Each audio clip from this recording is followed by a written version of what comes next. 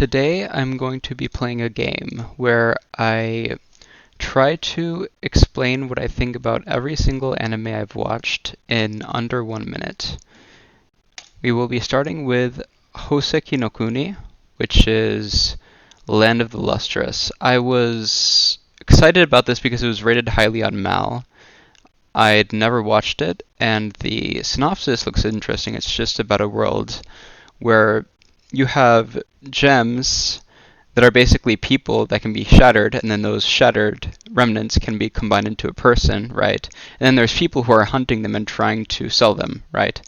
But I think it's kind of disappointing because it seems like the whole entire story revolves around this one girl, and I don't think it explores the other girls or characters that much.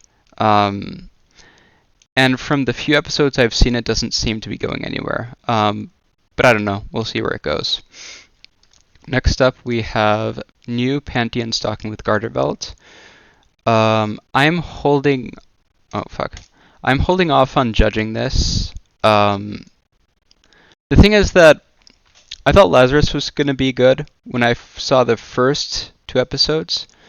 It turned out to be one of the worst anime I've ever watched, and so naturally I kind of wanted to hold back judgment here. But it seems like the new season is as good as the old Panty Stocking.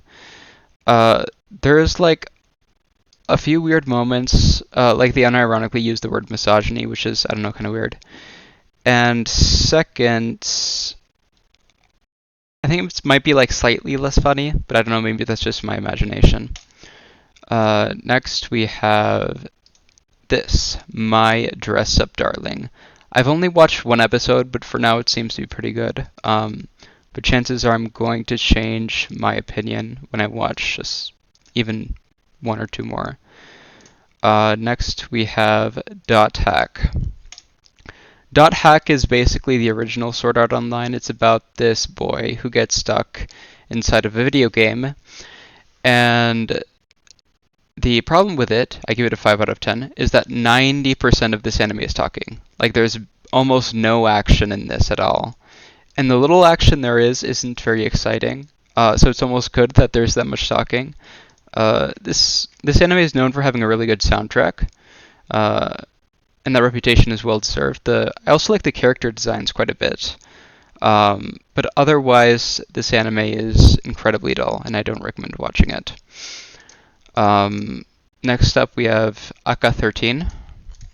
ACCA 13, I actually watched this because a friend of mine watched it, and I wanted to see what was up. I thought it was fine for the most part. It is a little dull, like a lot of the anime is like people talking in bars, and you don't really know why they're talking or what they're doing until the last episode.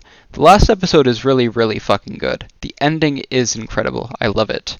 But otherwise, I hate to say it's a bit of a slog. I don't recommend it, unless you're really into political stuff. Retsuko. So Retsuko is something me and my little sister watched on Netflix. It's maybe, I wouldn't say it's woke, but it's definitely like lib-coded. Like it's left-wing coded. I wouldn't say it's overtly left-wing though. Basically you have these, it's kind of like, what's that really famous, oh yeah, it's kind of like The Office but with furries.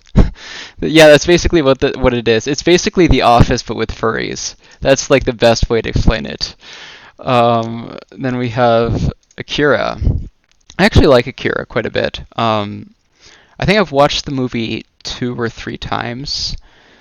I liked it every single time. I thought that maybe it wasn't enough time for a manga that's like 7, dozens maybe even, chapters long. So, yeah, I think it was a little bit short relative to how much content there should have been. But overall, I thought it was a good movie. Of course, the visuals are incredible, even for a movie that was made in 1988. Visuals are honestly probably better than most anime made today, so yeah, props to these guys. Next, we have Baccano, however the fuck you pronounce it. Baccano, I've watched this maybe 3 or 4 times. The first time I watched it, I thought it was incredible. One of the best things I've ever watched. It's extremely entertaining. You have these very cutely designed characters. This is one of those stories that's told non-linearly. So there's one time it shifts to the 1700s, then it shifts to the 1900s, and then it shifts to a totally different time. Personally, I don't like that kind of thing, but I think that's a minority opinion. But overall, this story is very, very entertaining. I would recommend watching it. Bakemonogatari. Bakemonogatari is about a girl who falls into a man's arms. I think that's actually the first scene of the entire anime. And basically this whole, not just Bakemonogatari, but this whole series revolves around this one high schooler who got turned into a vampire by an 8-year-old blonde lolly in Japan. And now he goes around saving girls with their magical problems. And that's the story. It's actually a lot better than it sounds. It's very funny, and it has kind of this dark, twisted humor that, I don't know, maybe some of you might like, but I do think it does start to drop off around this second season of the Monogatari series, around here. Next, we have Banana Fish. Banana Fish, I gave this a 5 out of 10. I don't think it's good. So the start of this anime is incredibly impressive.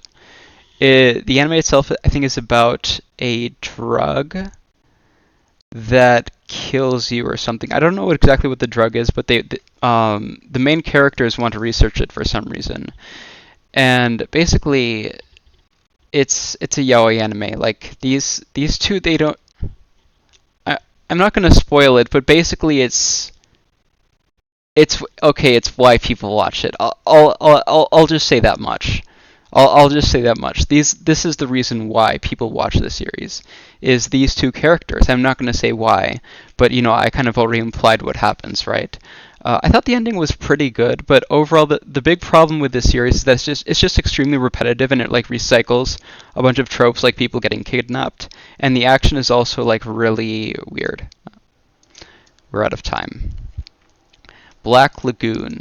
I first watched this when I was 14 or 15, a long time ago, and I thought it was okay, but I never got around to finishing it, and I just finished it 3 months ago, both seasons actually. I have to say it's entertaining, definitely. It's funny, but that's mostly it. It's not a very aesthetically appeasing, or whatever you want to say, anime. It doesn't look that good. I really like the opening. The opening is fucking awesome. But overall, I think that beyond the humor and the entertainment factor, this anime doesn't have much going in for it. But I would actually recommend watching it. It's very fun. It's about these 4 people who are pirates and do jobs for people. That's basically what it is. And we have Blue Gender next. Hold on. There we go. So Blue Gender is basically the original Attack on Titan.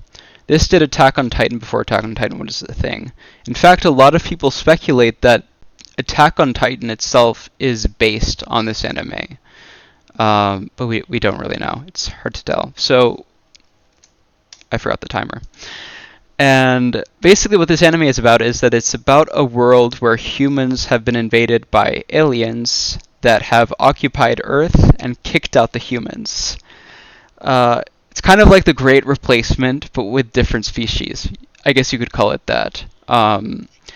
And this man wakes up, he's cryopreserved for some medical reason, and he doesn't know what the fuck is going on. And he gets saved by this girl, and they have to get back to the International Space Station. And that is the start of the anime. But basically, the anime is about the conflict between the humans and the aliens. It's one of those things, right? It's basically just Attack on Titan, but with aliens. That's literally what it is. Attack on Titan with aliens in the present universe. And in terms of how good it is, I would say it's better than Attack on Titan. It ended much better than Attack on Titan did. But otherwise, I have to say this is like borderline 8 out of 10 material. It's good. I would recommend watching it, but it's nothing too special. There we go. We're back. Boku dake Inai Machi. I think this is erased? Yeah, it's erased. Just want to see really quick if I'm doxing anything. No, not really. Okay, let's go. So, erased. I don't know where to start here. It's basically about this boy who goes back in time to his old self, and he tries to prevent a crime that happened.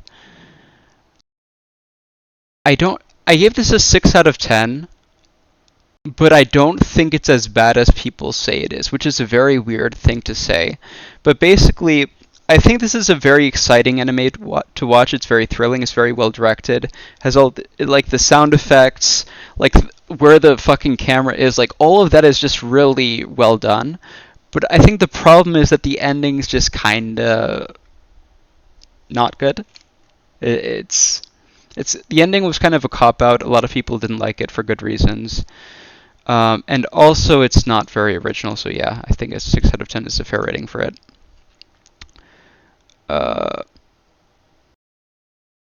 Boku no Hero Academia, My Hero Academia. I'm not even going to introduce this one. I actually like the way this started. This should be a 7, actually. I thought it was pretty... it had an emotionally compelling start, but there were a lot of... and that's why it got popular, I think. But I think there's also a lot of problems with it, like the art is very mediocre. I really like the character designs. Like, Bakugo looks kind of sick. This guy looks fucking incredible. It's like Zuko, but even more stacked. And the other big problem with this anime is that the villains leave very, very much to be desired. They're actually just absolute dog shit. And because the villains are absolute dog shit, I can go overboard because it's more than one season. Because these villains are absolute dog shit, the seasons beyond 2 and 3 are just horrific. Yeah, I gave both of these a 4. Well deserved. Don't know what else to say here. The magical abilities the characters have aren't even that unique. It's like this guy can just punch shit. This guy's like ice and fire. This guy has explosives. They're not very creative. Overall, I think it's like... I would even go as far to say as the author has talent for writing, but he's doing something that's very unoriginal. And because of that, I think it suffers. But I don't know. I guess it's sold. Props to him, I guess. 5 centimeters per second. I thought this was a great movie. This is a Makoto Shinkai movie. This is the guy who did Your Name. And all of those other movies like Withering with You too. And this anime is about 2 childhood friends who are in love, but they're separated by distance. And they kind of meet each other a few times. You know, they have calls, they write stuff. You know how it goes. And it ends. It has an ending. I fucking love the ending. I think the ending is super fucking good. This is one of the best endings in all of anime. I'm not going to say what it is. Go fucking watch it. The one thing that I think isn't very good about this anime is that it's a little boring. Like, it kind of has a slow pace. Not very much happens in the first 50 episodes of this 60-minute anime. But it's really fucking good. I think you should watch it. I already reviewed that. We are at Code Geass. I have a really hot take on Code Geass. So, obviously it's like massively popular, super high rating, of course. But in the anime reviewing community, it's more controversial. Like, there's a lot of people who think it's not that good and got boosted by going viral and having this dramatic, crazy storyline. But my take on Code Geass is that it's really crazy, it's really dramatic, it's extremely crazy. But I think that's part of the magic. I think that's why this show is so fucking funny to watch. Um, in the first season, it's actually not too wild. Like there's a bit of like fan service. There's some filler episodes that are actually really funny, but were not well received by the community because like filler when an anime is airing just tends not to go very well, right?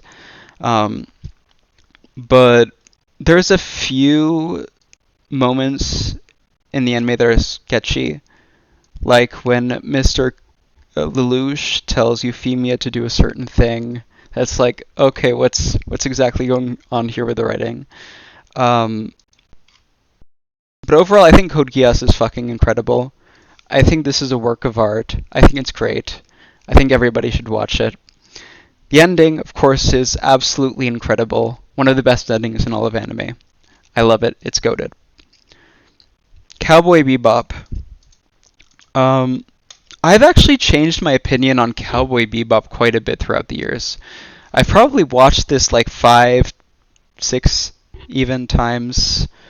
For those who are living under a rock, it's about a gang of bounty hunters who run around space chasing people, which is not very descriptive, but it's more or less what happens.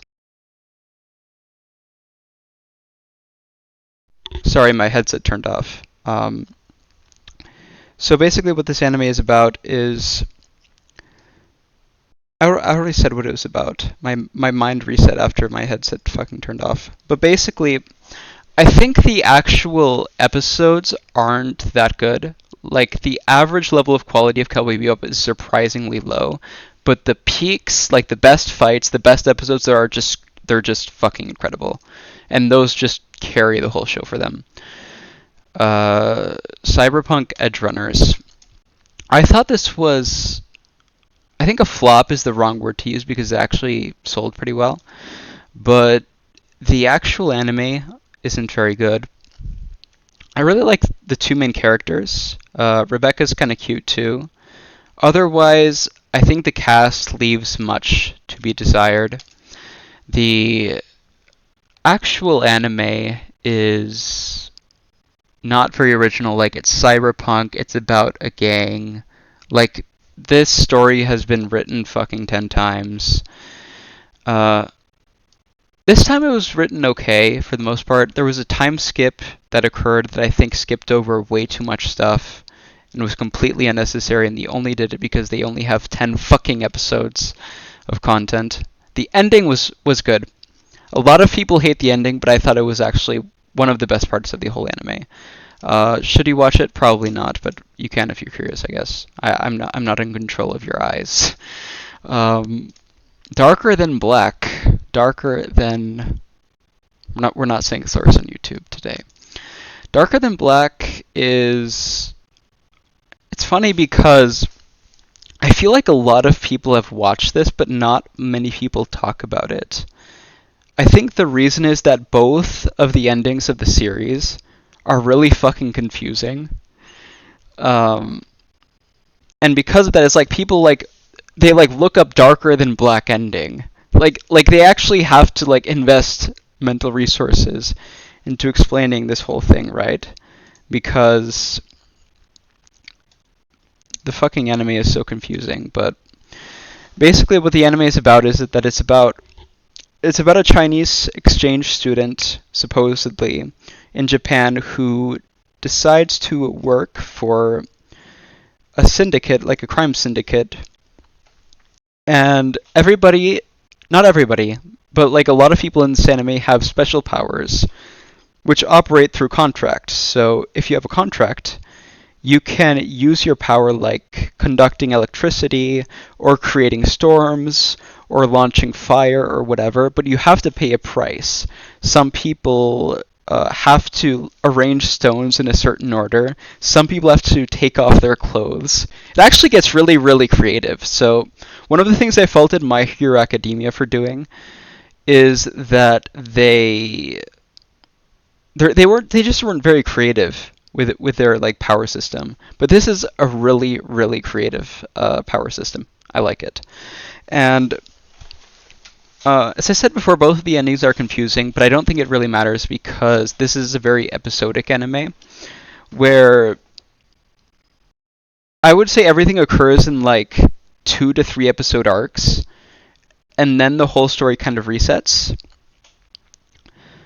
Otherwise, what more do I have to say about this anime? I would say that I think the main selling point of this anime is that it's just really cool. I really like the character designs. The voice acting in both the English and Japanese versions are pretty good. And I am getting to 3 minutes here, but basically, it had a sequel. The sequel is substandard. It is definitely worse. And it's worse because it's just not as cool. Hai, the main character, becomes a bum. His partner, whatever you want to call it, is kind of lame. Mao is something else now, and I don't know. I think they just lost their shit. I don't really know what more to say, but I would recommend watching Darker Than Black. It's really fucking awesome. Darling in the Franxx. Okay, so Darling in the Franxx is really fucking crazy, dude. I gave it a 6 out of 10. I don't think it's nearly as bad as people say it is. But basically, it's a ripoff of Evangelion. You have a bunch of teenagers. They pilot metal suits, but the difference is that the way the metal suits work is that you have a boy and the girl, and when they man the suits and they fucking carry them around, it looks like they're fucking. Like, that's literally how manning the suits works. Like, I don't actually know how you fucking say that in English, but they basically, the way they conduct the suits is like they're fucking. And the mid-section of the series is it's actually good. Like, it's entertaining. There's all of this drama that comes up. The drama actually took over 4chan for like a day. Like, all of the fucking threads were about Darling in the Franxx, and the ending was fucking dog shit. I went like fucking 20 milliseconds over, but I don't know, whatever, who cares. Death Note. The first 10 out of 10 I'm reviewing, so I'm not even going to describe what happens in Death Note, but I think the reason I gave Death Note a 10 out of 10 is that basically everything about it is really, really good. It's like these character designs are fucking awesome. Like, just look at them. They go hard. I can't really say more. The characters themselves, like, I have L as one of my top 10 favorite characters ever. Light is a great character. Ryuk is like a decent supporting character. Misa also like decent supporting character. The plot, the writing is of course pretty decent until like the 25th episode or so. After that it does drop off a little. Like, a certain event happens in the 25th episode which makes the anime a little worse, but I don't think that it makes it that much worse, and I don't think it invalidates what happened before. Unfortunately, I stopped myself because I was going over the limit, and now we have Death Parade. I think this is a little overrated. So I watched this when it was airing. I was like 14 at the time, and there was so much fucking hype around this show. Like, the people loved the opening. I don't want to search for it on the internet, but it's probably one of the best openings in all of anime. Aesthetically, the anime looks pretty good. The first few episodes are really exciting, and so I think that those factors got the anime a lot of hype. But I didn't even turn on the timer. But basically, I think the problem with Death Parade is that it's basically the same anime for 10 episodes in a row. They have like the same gimmick where they have a game where you have two humans who play a game, and they compete against each other to either go to heaven or hell. It's actually really fucking exciting. And most of the episodes are, it's cool to watch, actually. But I do think the format gets a little old, maybe. I don't know. And then the ending of Death Parade, I do remember it. I can't describe it in 20 seconds, and I wouldn't even do so. I don't like spoiling stuff. But I thought it was okay, decent even. I think I might even bump this to an 8. It's a pretty decent anime. And I would recommend watching it, or at least trying it. Dragon Ball. Dragon Ball is a very out-of-date anime, like Desired in the 80s. So the pacing of the anime is really slow. And I actually think that's a bad thing. So let me clarify pacing right now. So the thing about slow pacing in earlier anime is that I don't think it was just a taste. I think that the slow pacing was actually something that television writers were getting wrong at this time. And I think that if they tried to increase the pacing of their stories, they would sell more. I'm not even going to time myself. I'm not talking about the anime. So the thing about pacing is that I don't even think it's even about taste. Like, I actually think the television writers of the 80s were fucking retarded, and they were putting too many scenes, and they didn't want to cut stuff out for whatever reason. And so the actual, like, even if those scenes were good on their own, they didn't notice that just having too many scenes and not enough action is a flaw in of itself. And I think that the transition from slower pacing to faster pacing is actually just quality objectively getting better. Now, you have another problem now, which is that if the anime that are released in like the 10s and 20s actually have I think the pacing is too fast for a viewer who's only attending to the actual anime itself. I think that the pacing of modern anime is really fast because most people have like fucking 600 monitors and they're doing 6,000 fucking things, and they have like 60,000 fucking phones, and because of that, I think that I guess it's not just about quality, if I'm being honest. It's also about people having like more things to be distracted by while they're watching stuff. So I think there's like a personal taste component, but there's also a quality component too. And I think that the directors of like pre-90s in anime and in television broadly were actually doing things the wrong way by having the pacing be too slow. So when I talk about something like Dragon Ball, which has a really slow pace, I'm actually going to see that as a fault. If I'm like talking about the director, I could say, oh, that's just kind of what they did in that time. But if I want to judge a television show, I am going to deduct points from it in terms of quality if the pacing is too slow, because I actually think that's a bad thing. There's kind of like I think there's like an optimum pacing for a modern television crowd, which is somewhere around what the average was in like the 10s or aughts. But yeah, that's basically my explanation with regard to pacing in anime.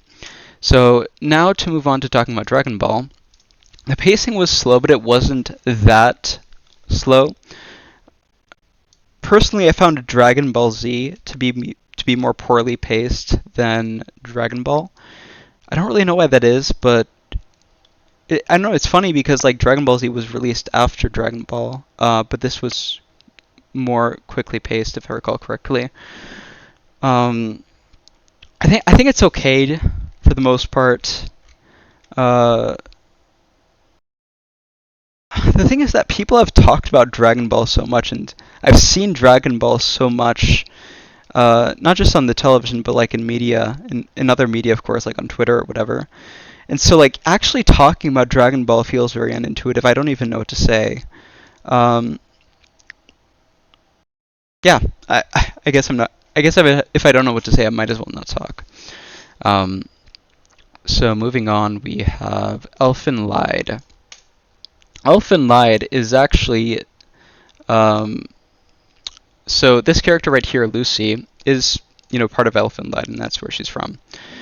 So the thing about Elfen Lied, it's very popular, but it's not very well critically received. And I think that the reception, for the most part, is warranted.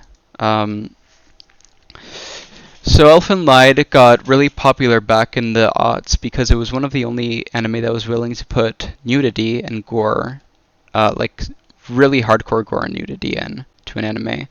And it went viral because of that. But the actual anime itself isn't that good. Like not the story, but like the actual script writing is fucking atrocious. The quotes, the lines, they just don't make sense. It's like a fucking child wrote it.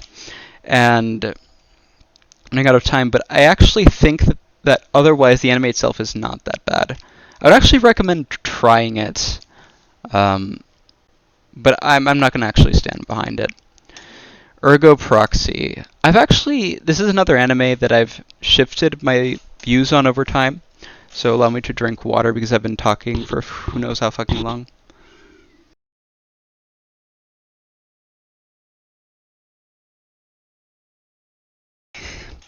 Alright.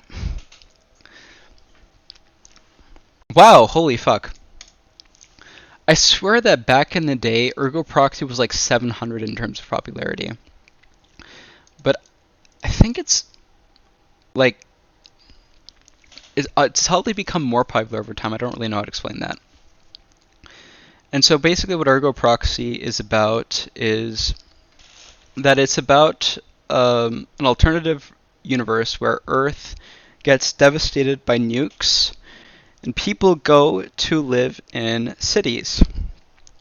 There's like a whole bunch of fucking lore and tech shit behind these cities. But basically what happens in this anime is that a foreigner comes to immigrate, and this surreal like Dragon Ball Z being, which we called the Proxy, seems to coincide with him. Like, I can't explain it in this 1 minute, but I think it's decent, but I think like the way they combined themes and stuff wasn't done properly. Fortunately, I didn't have time to explain my thoughts on it. So just one thing I want to say before I move into discussing the rebuilds is that currently I am on modafinil, which modafinil is kind of like speed, but it's less addictive. And I am taking it even though it makes me tweak. I'm taking modafinil even though it makes me tweak because I slept for 3 hours last night and I couldn't fucking get up. So I had to take it, unfortunately. So I am tweaking right now. But I don't know. I think I'm doing fine for now. So basically, the Evangelion rebuilds, I think that the first movie was like pretty faithful in terms of what happened. Like, it's basically just Evangelion, but the first 15 episodes. And this is where things start to diverge. And I actually thought this movie, the second Evangelion rebuild movie, was really good. It ended very, very well. It has, like, the actual ending sequence of it is kind of all over YouTube. People fucking love it. But things start to fall apart with the third movie. The one that everybody hated and that I hated. And people hate it because I guess I don't really know why other people don't like it. I actually have not read these reviews. I haven't seen people discuss it on the internet. But the reason why I didn't like it is that it didn't feel like Evangelion. It's like Evangelion has a certain atmosphere and a certain story and certain attributes that go well together. And I think that once Evangelion 3.0 changed a lot of that stuff, like, the fit wasn't the same. It just doesn't feel like the same anime, and that's a bad thing, because part of the reason why people love Evangelion is that, like, the music, the visuals, the story, the characters, all of those things fit really well together. And if you like changed one thing, even if like that change on its own might not be bad, it doesn't coordinate very well with the other things that may also change or stay the same, right? I guess you could say it regressed to the mean, but I think the thing about regression to the mean, it's like it's not describing what's actually going wrong. But yeah, it really is regression to the mean. Like, you do one thing really well, if you do another thing, it's probably not going to be as good, but it might be really good, might be really bad, who knows. I had more time, but I didn't have much more to say. Fairy Tail. I don't think Fairy Tail is actually that bad. It's popular, but not very well received critically. The thing about Fairy Tail, it's not very original. It's basically like Naruto but with magic. Though Naruto with magic is just Naruto, so I guess you could just call Fairy Tail Naruto. And the thing about Fairy Tail is that this, beyond the fact that it's not original, the writing isn't very good. And if you're paying attention and using your brain, you're going to enjoy the story less because it's just not written very well. But if you aren't paying attention and you're kind of just looking at the pretty colors and the pretty titties, it's actually not that bad, you know? That's all I'm going to say. There's a reason this got popular. It was not a fluke. This did not get popular off of luck. Fate Stay Night Unlimited Blade Works. I am a Fate head. I've read the visual novels. I've watched both Fate Stay Night and Fate Zero. So I know what I'm talking about here. My hot take is that Fate Stay Night is basically the best you could make an anime that has bad writing.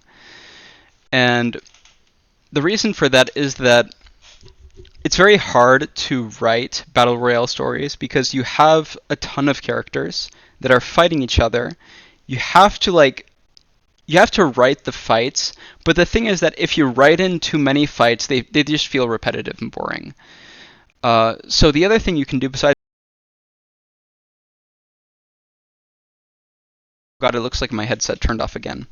But basically, if you write in too many fights, it gets repetitive, right? But if you do the alternative and write in places where the characters are talking to each other, if they talk too much to each other, it starts to get repetitive, right?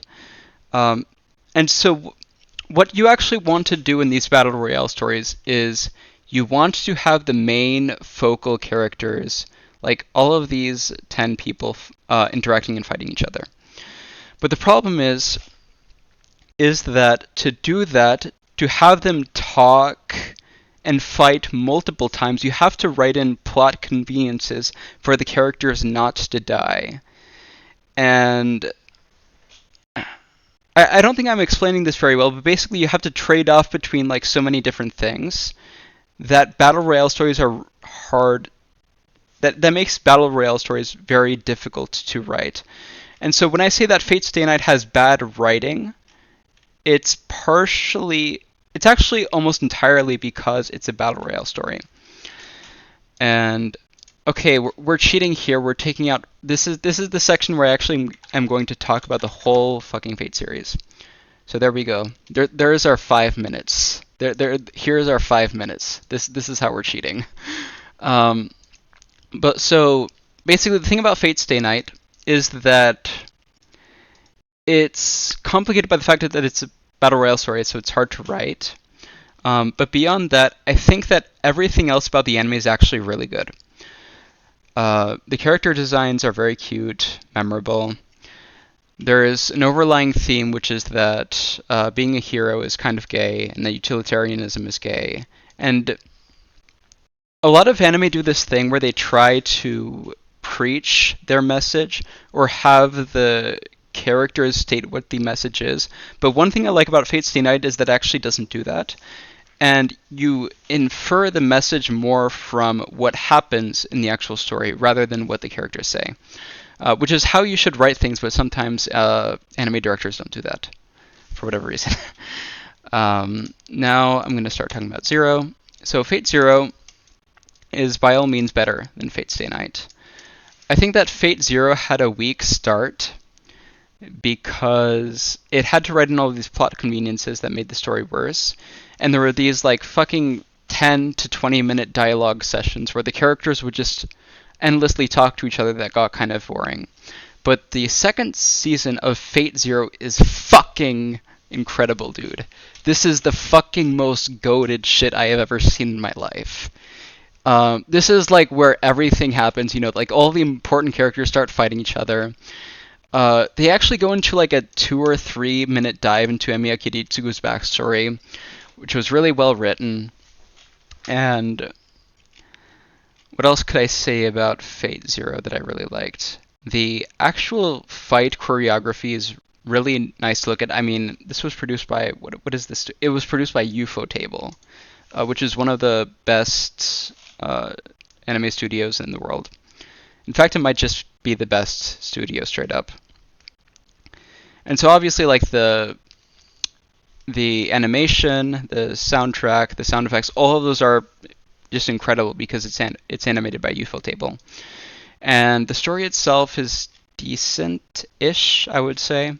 And it has the same message as Fate Stay Night, which is that utilitarianism is gay, and you shouldn't be a hero.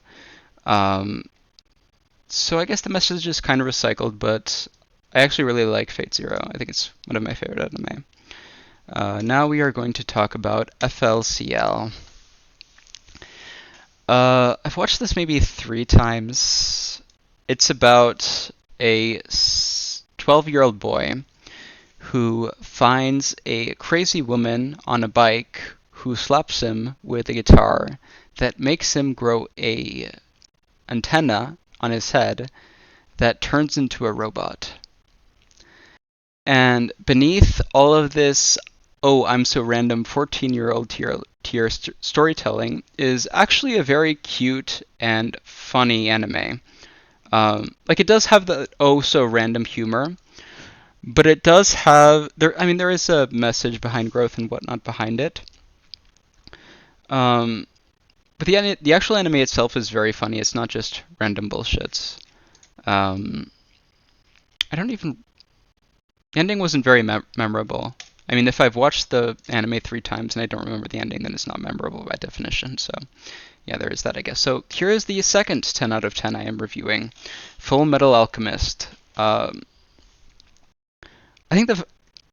guess everybody thinks it's good, so explaining why it's good wouldn't actually be very exciting. The one thing I will say is that I think that the first and second versions of Fullmetal Alchemist are more or less equal in terms of quality. I think that the first one had a better color palette. Like, the actual colors were better suited for the show. It also had a lot of other details that were... I think that in terms of details, the first series is better. So if you look at the individual backstories of the homunculi, the backstories are better. If you look at the changes they made to the characters, most of those changes are good. The one big overarching thing that people didn't like about the first anime is the ending, which was bittersweet. It's kind of like a bittersweet / open ending, which rubbed a lot of people the wrong way, but I thought it was more suited to the theme of equivalent exchange. And I actually thought the ending of Brotherhood was much more of a cop-out in that respect. I don't think it suited the story at all. And the second biggest difference between Fullmetal Alchemist and the second series is that the second series has like a better plot. Like, there's more side stories that accurately connect to the main story, whereas in Fullmetal Alchemist there's like one main story, and then there's a bunch of like side content that doesn't track well to the main story, which actually makes the second one better. But overall, I think that both Fullmetal Alchemists are more or less equal in quality. Gankutsuo.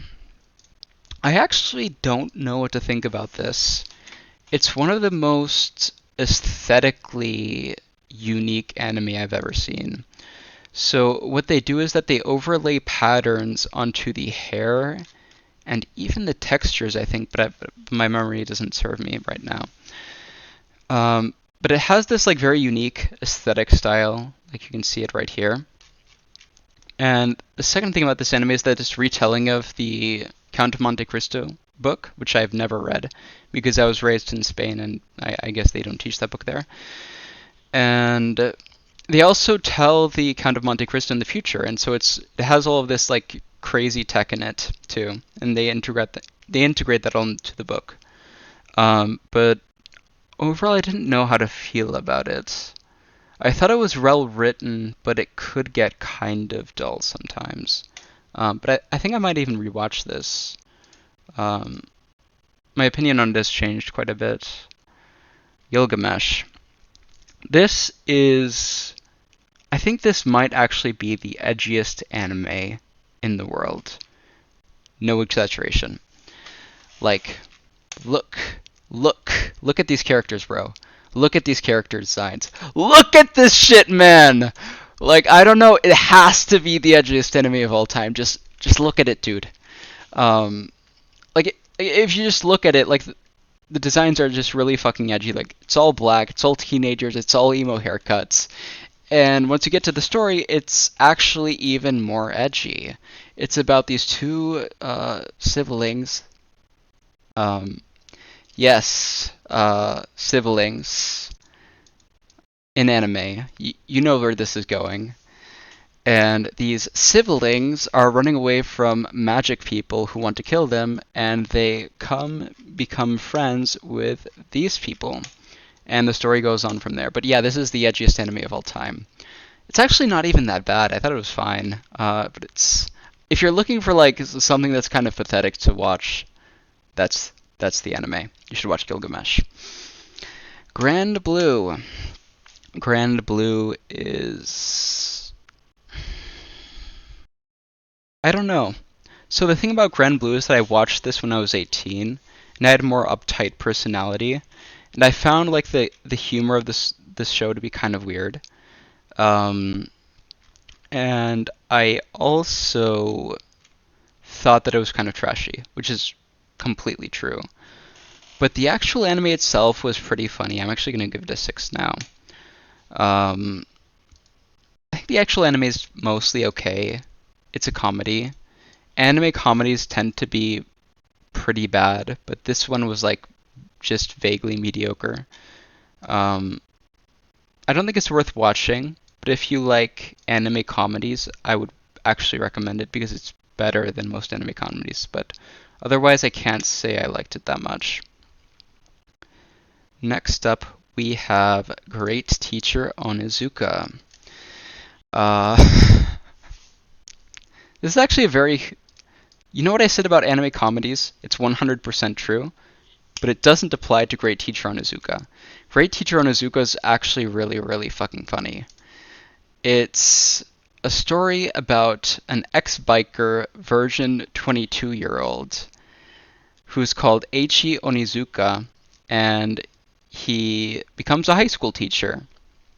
He teaches teenagers who are like 5 years younger than him.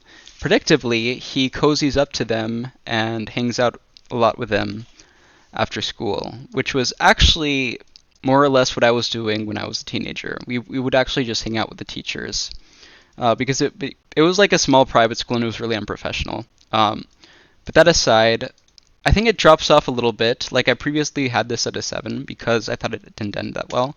But the actual start of the anime is really, really, really, really, really, really, really good. Next, we have Haibane Renmei. Haibane Renmei is boring. That's what I have to say about it. Haibane Renmei is really, really fucking boring. It's aesthetically pretty decent. Like, you can't really see it from here, but I thought that the actual anime looked fine for the most part. I forgot who produced this, but it was somebody important. And basically it's about this young girl who wakes up at a village, and she has wings and a halo. And she's trying to do something, which I forgot, but yes, she is trying to do something. And, oh yeah, she's trying to accomplish like a day of flight or something. Something like that, yeah. But overall, this anime is just kind of bleak and boring. It doesn't really have much purpose to it. But this is, I mean, that's not a very common opinion, by all means. If you're curious about the anime, I'd actually recommend watching it, because most people who watch the anime actually like it. Next up, we have Hellsing. I've actually changed my opinion quite a bit on Hellsing, so I think I watched this when I was 16.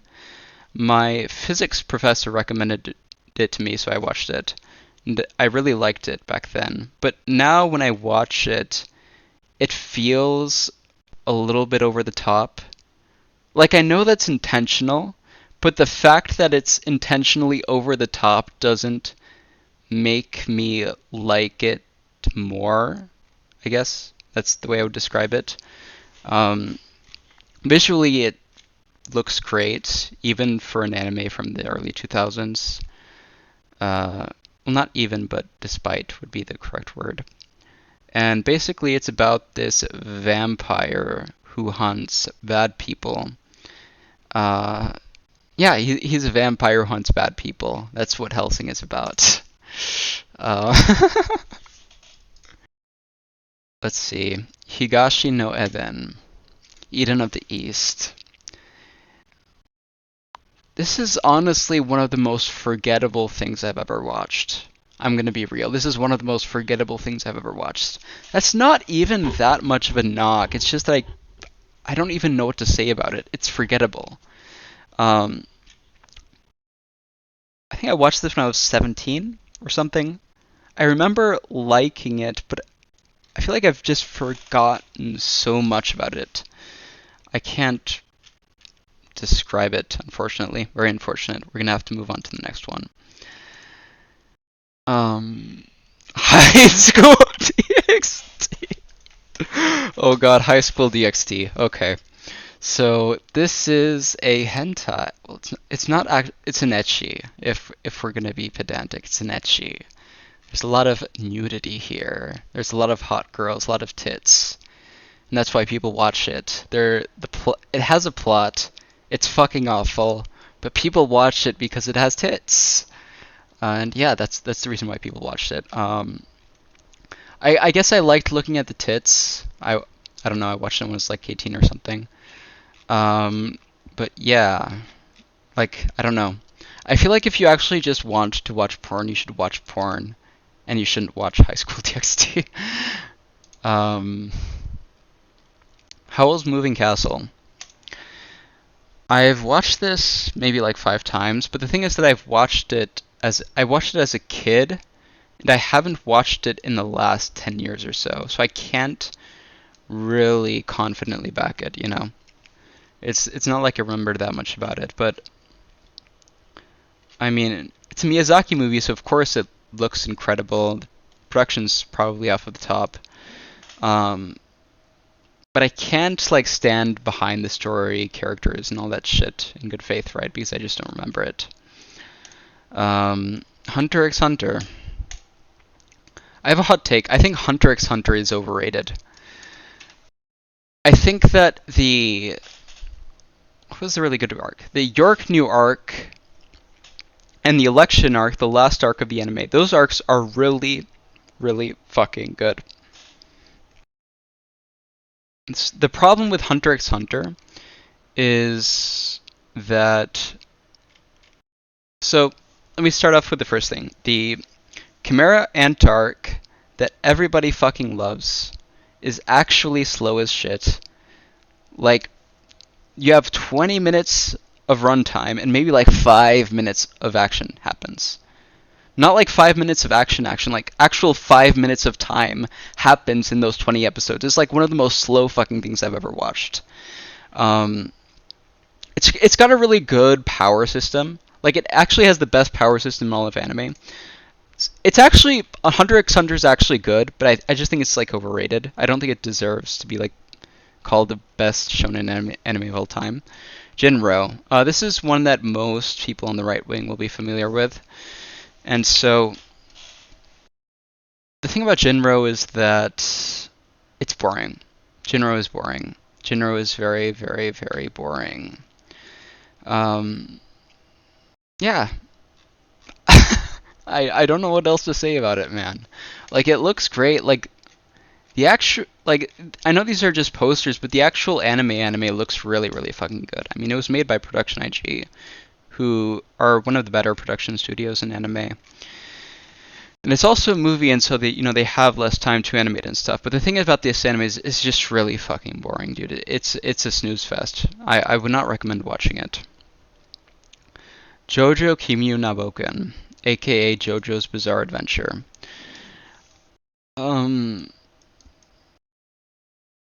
I don't think you can really call it overrated. I don't think people hold it to the same status as they hold stuff like, I don't know, Hunter x Hunter or Fullmetal Alchemist. But JoJo's Bizarre Adventure, in my opinion, has variable quality. What I mean by variable is that the quality of the seasons is pretty inconsistent. So you'll have like one season that's really, really good, like the second season or the fourth season, but you also have other seasons that are really dull, like the third season and the fifth season. I mean, by all means, JoJo's Bizarre Adventure is a classic, and for good reason. I would recommend at least trying it, but it's not something I stand by too strongly. And I am going to go to the bathroom. Just 1 second.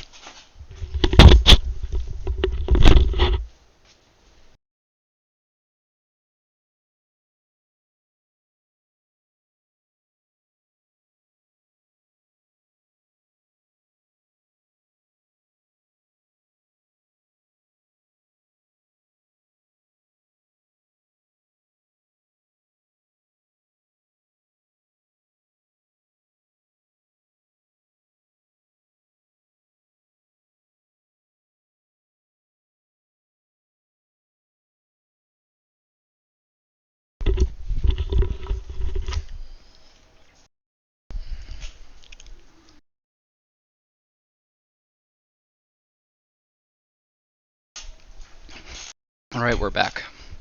We're back. We have Ninja Scroll. So, Ninja Scroll was directed by this guy. This guy tends to make very similar movies. All of his movies look really, really good. They have very mature stories. Maybe not mature in like the adult sense, but mature in the sense that there's like a lot of violence, and well, beyond the violence, I wouldn't even call the stories dense either. I would just say they're violent. The stories are violent. And Ninja Scroll is more or less about a swordsman for hire who has a mission. And honestly, I've forgotten most of it, so I'd rather not. I'd rather not keep talking because I've just forgotten the whole story. Kaiba. Kaiba is decent. Actually, I think decent is underselling it. Kaiba's very good. It's a anime where people can store their memories into chips, and if their bodies become non-functional, they can just put their chip into a different body. And this anime explores the implications of that technology. It was made by, how the fuck do you pronounce his name? It doesn't say it here, but it was made by that Yukata? I fucking forgot his name. But basically, it's made by that guy who made the Tatami Galaxy and Ping Pong the animation. And he's known for doing these like really experimental, artsy anime that can be really good, like Kaiba, or really bad. And this happened to be one of the ones that's really good. I would recommend watching it. Let's see, what's next? The Garden of Sinners. The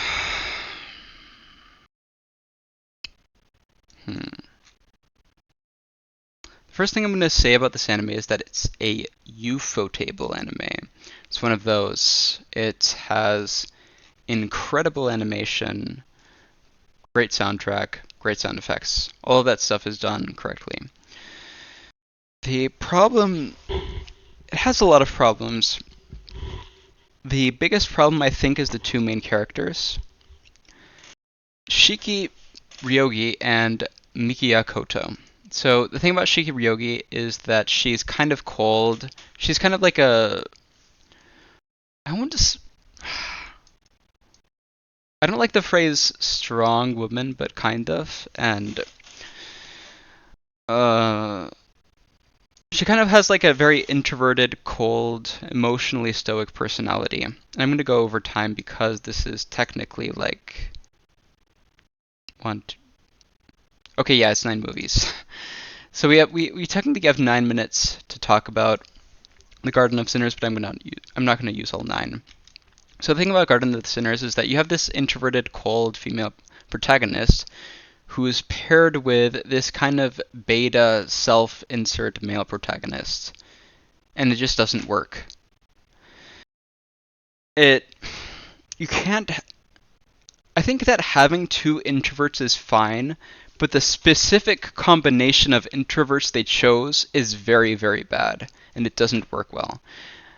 Instead, I would replace this guy with a more extroverted and warm personality that contrasts better with the female main character, Shiki Ryogi. That's the first big problem that I see in this anime. The second is that it's pretentious. Normally, when people say that an anime is pretentious, they mean that it just has big words, or that it tries to have a theme, or that it's not a bunch of porn and gore. But The Garden of Sinners is actually pretentious. Like, it's actually trying to be cool and intellectual. And because it's trying to be cool and intellectual, it doesn't work.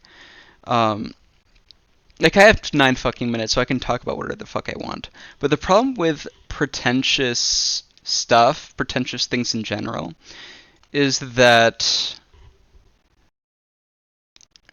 it's always bad to try too hard to be something else. But the problem with trying too hard to be intelligent is that intelligence isn't related to effort. The way learning is automatic. It's not something people willingly do. People can kind of will their attention, but they can't will themselves to conceive something. And so when people try to be intelligent, it's like 2 things are off at the same time. It's like you're trying to be something you're not, and you're trying to be something that isn't about trying anyway. And so it's like a double fault, right?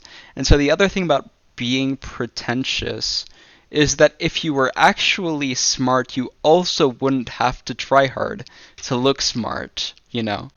So it's like, I can understand why people don't like pretentious things in general, right?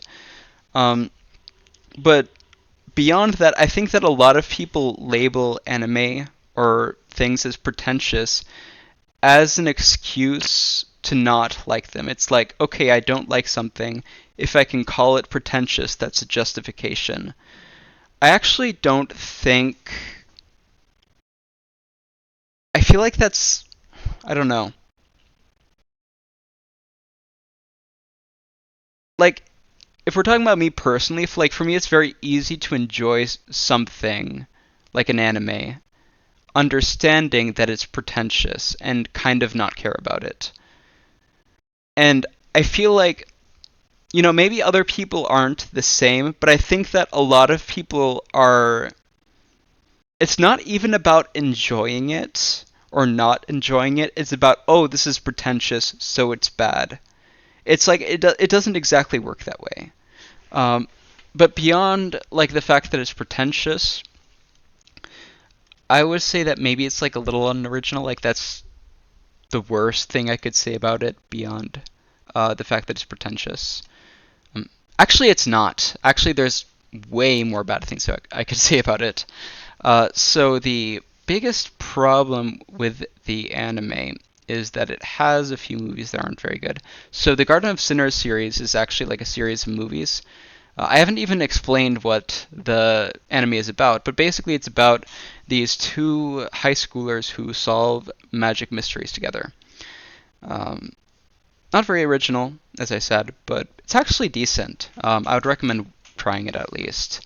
It has a few movies that just aren't very good. Like, this movie in particular is just mediocre. Actually, it's not mediocre, it's just awful. This is an awful movie. Everybody agrees that the 6th movie of The Garden of Sinners is awful. Beyond that, I think the 8th movie, the special, where the two main characters just talk to each other for 40 minutes. I'm not even exaggerating. They talk to each other for 40 fucking minutes. It's boring. It's awful.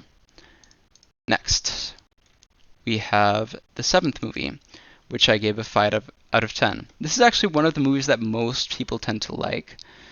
But personally, I thought this movie was actually pretty bad. I'm not going to spoil it, but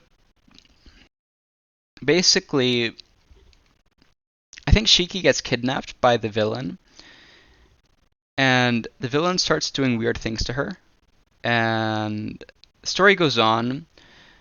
But if I recall correctly, I thought the theme of this movie did not match the plot, and that actually did bother me. Like, the fact that the theme matched, not the theme, but like the message they were trying to communicate. The fact that the message they were trying to communicate was so different from the actual theme and plot from the anime, that actually made me not enjoy the movie. But the actual movie itself isn't that bad. I just think it's kind of overrated. But yeah, that's basically my take on the Garden of Sinners series. It has a few bad movies. It's kind of pretentious. The two main characters are totally out of sync. But the actual anime itself is fine by all means. I did recommend watching it after all. Next we have Nausicaa in the Valley of the Wind.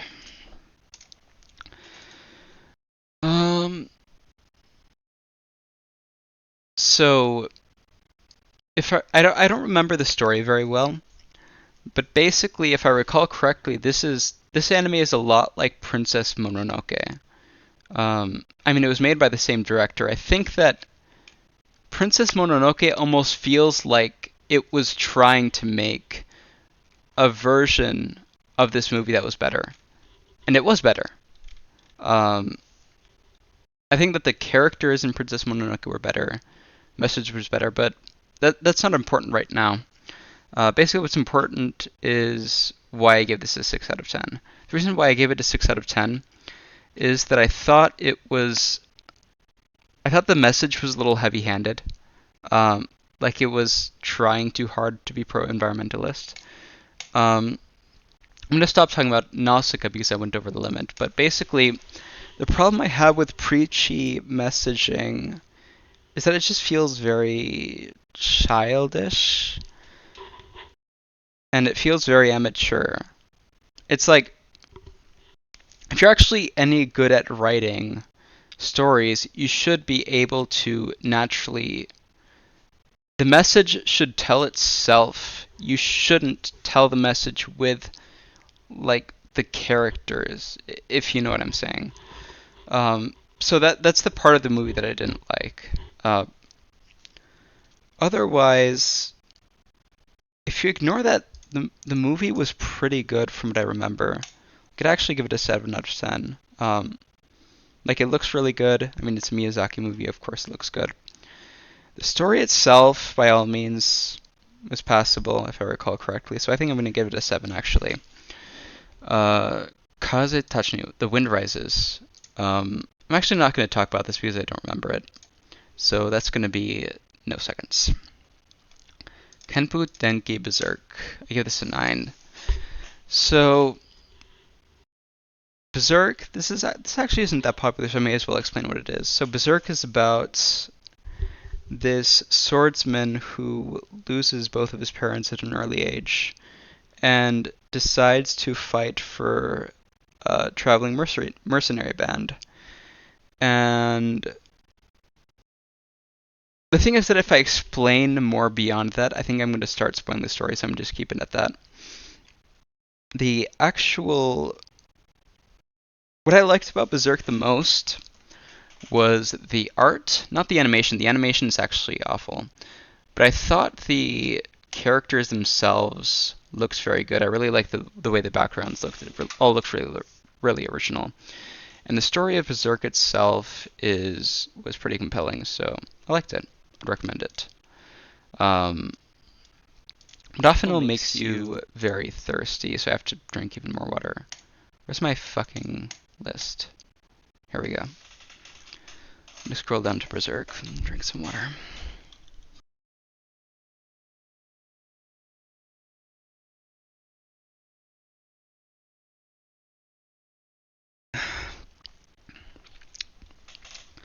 Gundam the Origin.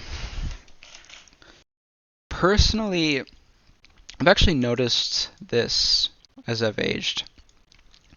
I just really don't like anime space series. I don't think I've liked a single one, actually. The problem specifically is with anime space series. Like when I was a kid, I liked Star Wars, of course. And I also watched The Expanse with my father when I was a teenager, and I liked it too. But I think that... I guess I'm technically not even talking about Gundam, so I might as well pause the timer. The problem I have with anime space stories is that they all seem to be telling the same story in the same way. And basically that story is that you have some young pilot, or I guess pilot is a good generic word. You have some young pilot who is part of some band who fights against outsiders. And there's all of this like political drama under it. Like basically every single anime space story has the same elements in it. It has like the young protagonist, it has the political drama and all of that shit, right? And I think that the reason why that is that a lot of anime space stories are inspired by Gundam, right? And because I'm essentially watching different versions of the same anime, I tend not to like them. For talking about this anime specifically, I gave it an 8 out of 10 because even though I didn't really like it, I thought the art looks very good. I thought the writing was good. Like most of the things that you would rate in an anime, you would rate highly. So I kind of had to give it to them, right? But personally, I just wasn't very engaged, so I can't say much more beyond that. Kimetsu no Yaiba, Demon Slayer. I thought this was okay. Um, Maybe not worth all the popularity and hype it got, but by all means, it's a fine anime. It's about this boy who carries around his demon little sister inside a basket, and together they hunt demons. Yeah, that's more or less the story. The big selling point of this anime is that it looks really, really good. Like, you can't see it right here, but the part where the production went really hard is the fighting choreography. Like, all of the effects, like the movements, all of that stuff is on point. And the actual story itself, by all means, is passable. I'd recommend at least trying it, but I wouldn't, like, put myself behind it, I guess. It's not something that I think is super good. Your Name. I think I've watched this twice. Personally, I really liked 5 centimeters per second, but that was mostly because of the ending. Otherwise, I don't enjoy these guys' films very much. This Makoto Shinkai guy. The reason is that I feel like the first reason is that they're kind of all the same. Like they follow more or less the same script. They follow kind of like more or less the same script. They all have really good visuals because they're animated by this one really fucking insane studio. And they all have really slow paces. And so I feel like when I watch Makoto Shinkai's movies, it's like, it's basically when you've watched one of them, you've watched all of them. And that's true for all of them except for, I'd say, 5 centimeters per second and The Garden of Words. Otherwise, I feel like all of his movies are the same. Next, we have Parasite the Maxim. I actually liked Tokyo Ghoul more than this. So because this and Tokyo Ghoul were airing at more or less the same time, people tend to talk about this and Tokyo Ghoul. They're series that people like to compare because, they're both about a young man who's infected with this weird alien parasite, right? And I honestly just didn't think it was that good. Like, I don't know what more to say. I think I watched it when I was like 16, unfortunately. Yeah, that's the thing. I watched it like 8 years ago, so I can't really give a comprehensive review of what happened. Just trying to think of anything to say about it, but no, can't say anything. Oh, the opening's good, I guess. That's one concrete thing I could say about it. Next up, we have Kizumonogatari. I'm a very big fan of the Monogatari series. I think it's very good. I think this movie was awful. Oh god. For whatever reason, this tends to be one of the parts of the Monogatari series people like the most. It's the prequel which details how Araragi Koyomi got infected by a vampire and, well, became a vampire, right? But personally, I'm trying to even remember why I didn't like it. I don't know. Sometimes when I don't like a movie, I can explain why I don't like it. There's like a few specific things that went wrong, but sometimes it's just like an overall impression, and I can't really give any more details. A silent voice.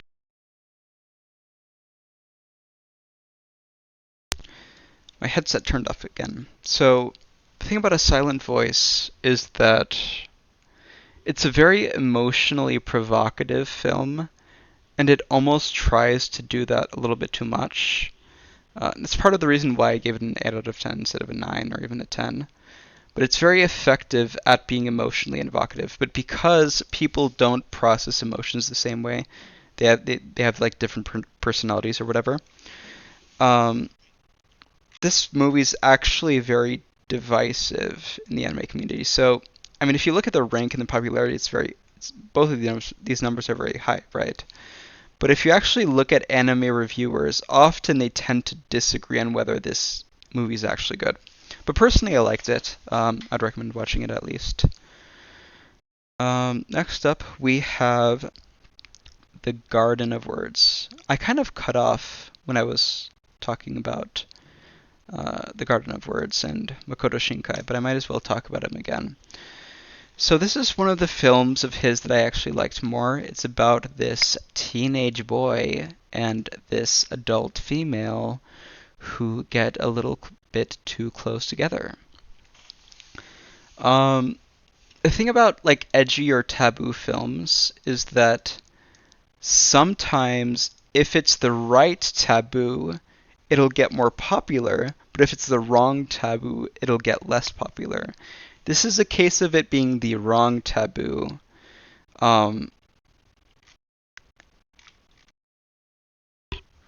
It's like older female and younger guy is taboo, but it's not like people want it. It's not taboo because people want that. It's just taboo, and so it like makes the movie less popular than it otherwise would. But otherwise, the movie was actually pretty good. Besides its marketing failures. Ghost in the Shell. I'm a fan of the Ghost in the Shell series. What about it would I even say is good?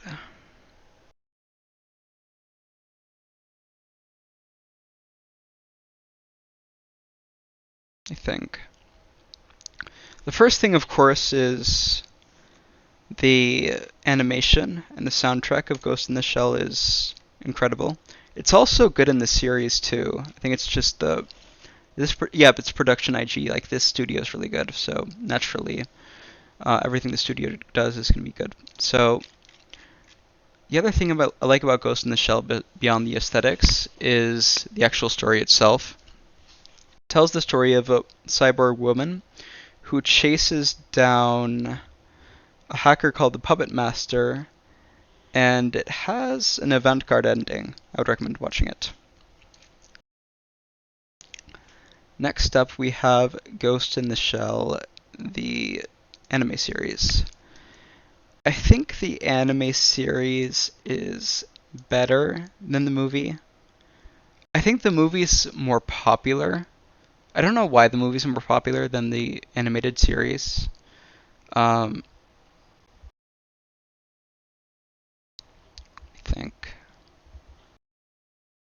the main difference between the movie and the animated series is that the animated series, first of all, it's like a totally different story. They have totally different villains. The first story has the Laughing Man as the villain, this hacker who goes around putting his little logo on everything. He's kind of like a Niggy, but instead of an anime girl, it's like a guy with a hat. And of course, one of the problems with the Ghost in the Shell is that it has the classic anime hacker logic. Like, hackers are just magical people who can hack into anything, whereas in real life, hacking is just social engineering. I guess everybody kind of knows that now, but yeah. What more could I say about the actual animated series? Not very much, unfortunately, besides the fact that I like it, I guess. Next up, we have Kubikiri Cycle. Oh, this is actually one that I can talk about more.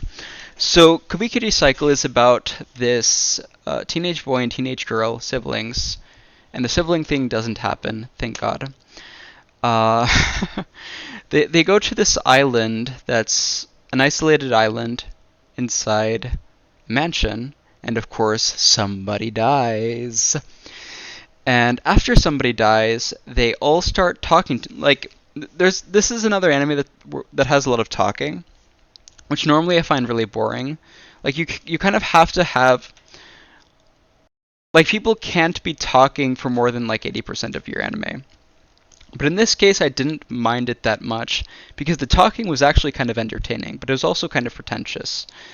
The mystery itself is a little predictable, but it was decent, I guess. I give it a 6 out of 10. I should probably give it a 7. It's a decent anime, I guess. Not much more to say.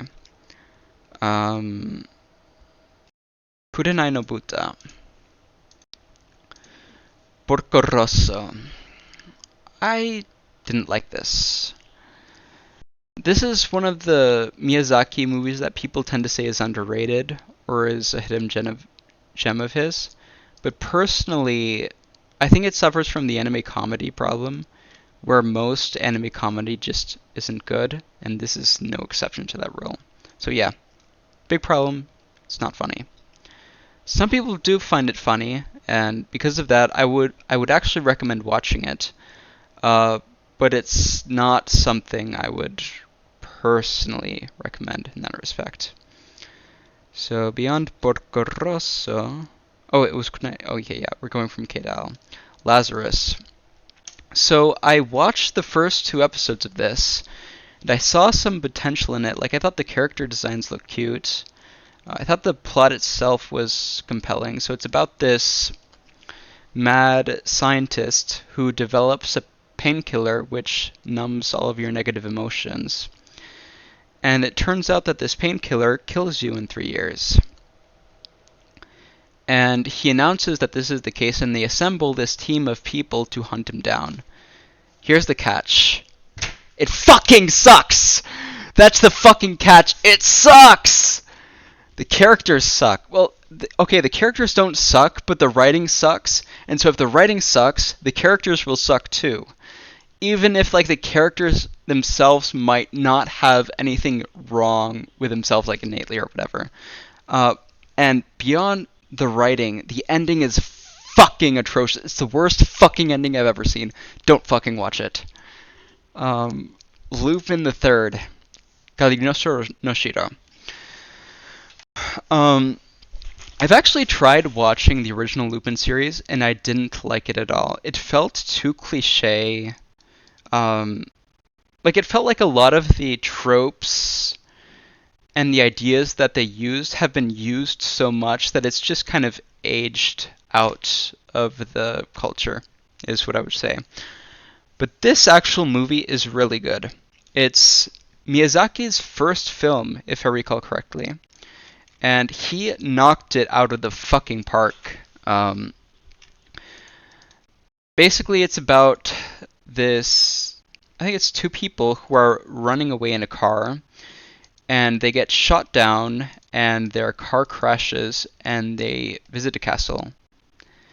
It's a bit more exciting than that, but the actual this is a really good movie. I have to recommend it. It's really good.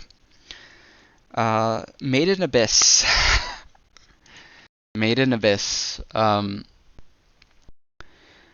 This was pretty popular like 5, 6 years ago or so. I think I watched it when I was 18. Yeah, I watched it when I was 18. And it's about this girl who decides to dive into a giant hole called the Abyss, which, if I had to just give a ballpark estimate, is maybe like 5,000 kilometers deep, and it has multiple levels, and the more you go down in levels, the harder it gets to progress, and there's all of these like magical creatures and plants that stop her from progressing, which are really annoying. Well, they're not annoying, but they're annoying was definitely the wrong word. They're like it's very painful to watch. It's basically horror, and there's lollies in it. It's horror with lollies. That's Made in Abyss, and I would recommend watching it. The Made in Abyss movie, don't have much more to comment on it besides the fact it's like an extension of the series. It's not a real movie, but yeah, it's good. Next, we have Madoka Magica.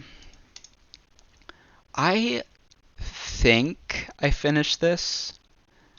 I had no idea what it was actually about.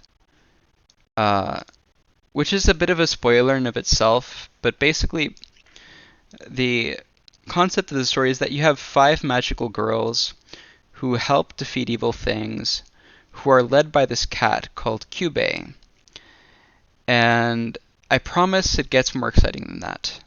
That's all I can say for now. But personally, I didn't find it that memorable or impactful. I don't even remember if I watched it. It says I have, but I don't really know. I think I watched this when I was 15, so it's also been a fucking long time since I've watched it. Kiki's Delivery Service. I think I watched this with my sister, who really loves this movie. Kiki's Delivery Service is about a witch who delivers stuff on a broom.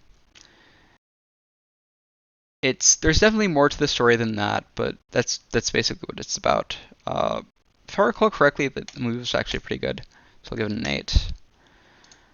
I think one problem I'm actually doing with these reviews is that if I don't have a lot to say, I don't say it instantly. And then I'll try to start saying stuff, but because I don't remember anything, it doesn't have a lot of substance. So that's going to be one of the first things I'll say about the anime is if I remember anything about it. In this case, I do remember a lot about it. I remember a lot about Mob Psycho. I watched this when I was 17, and even so, like, 17 was like 7 years ago.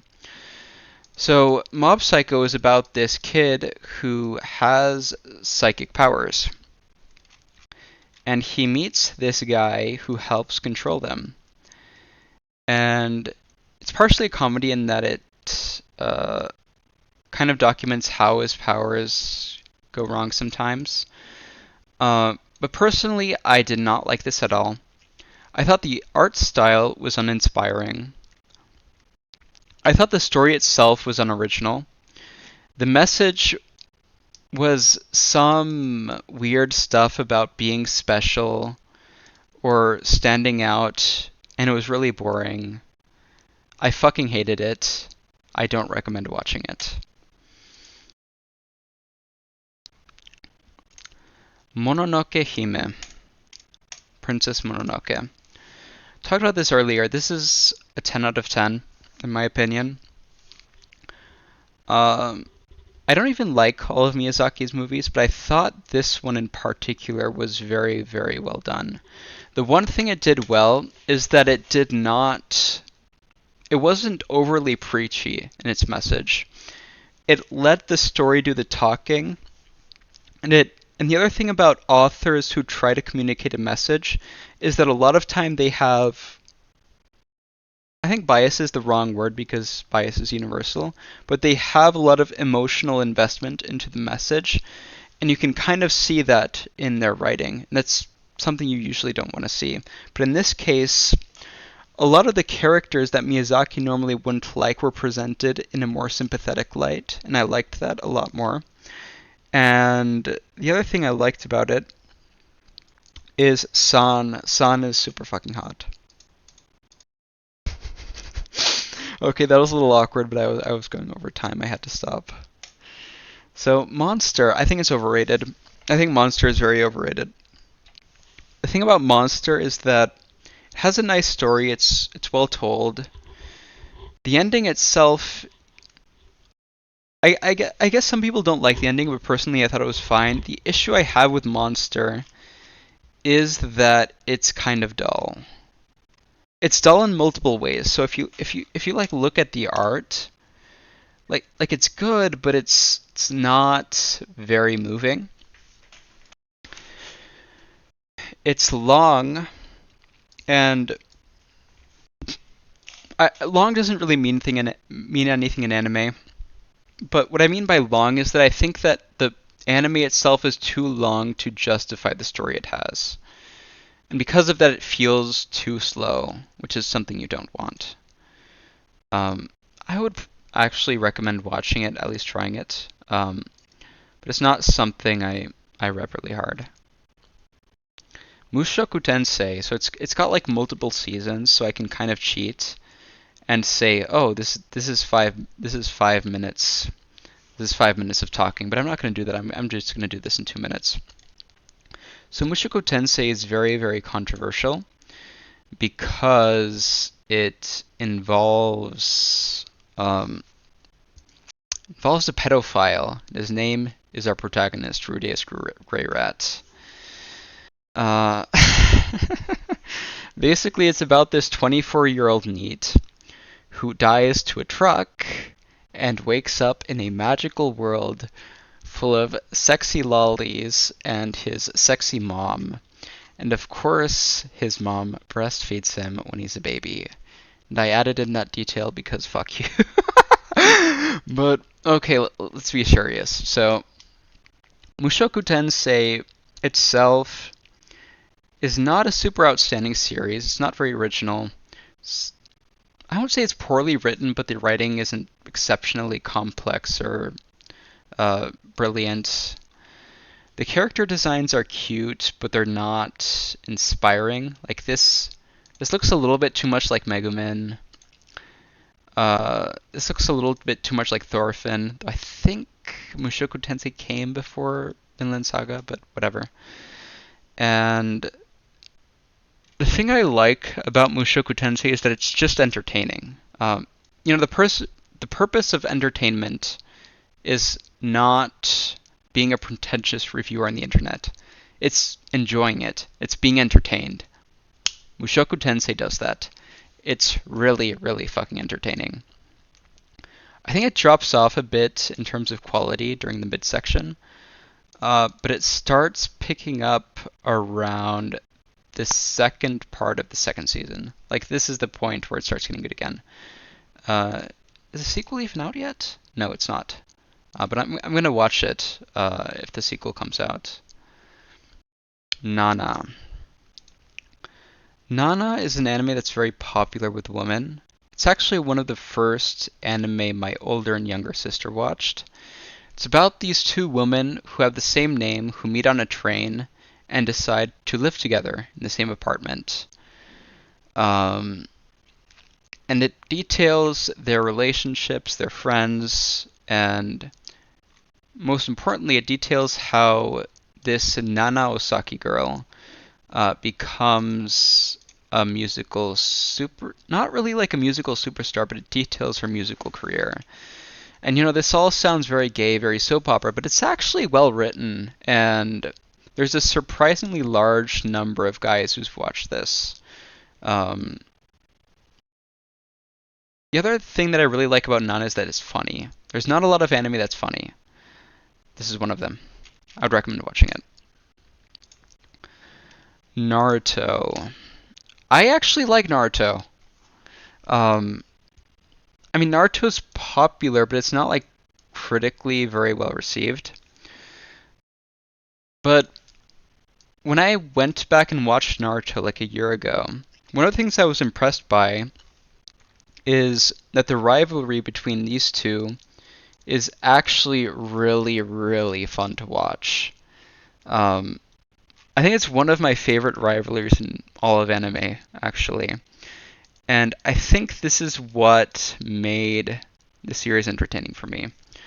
But beyond that, the second and third arcs of Naruto, I'm going to go a little over time. So the second and third arc of Naruto, which are the Haku and Zabuza arc, and then you have the Chunin exams arc, those two arcs are actually really, really good. They're comparable to something like Hunter x Hunter in terms of quality. Partially because Naruto ripped off a little bit of Hunter x Hunter, if we're being honest. And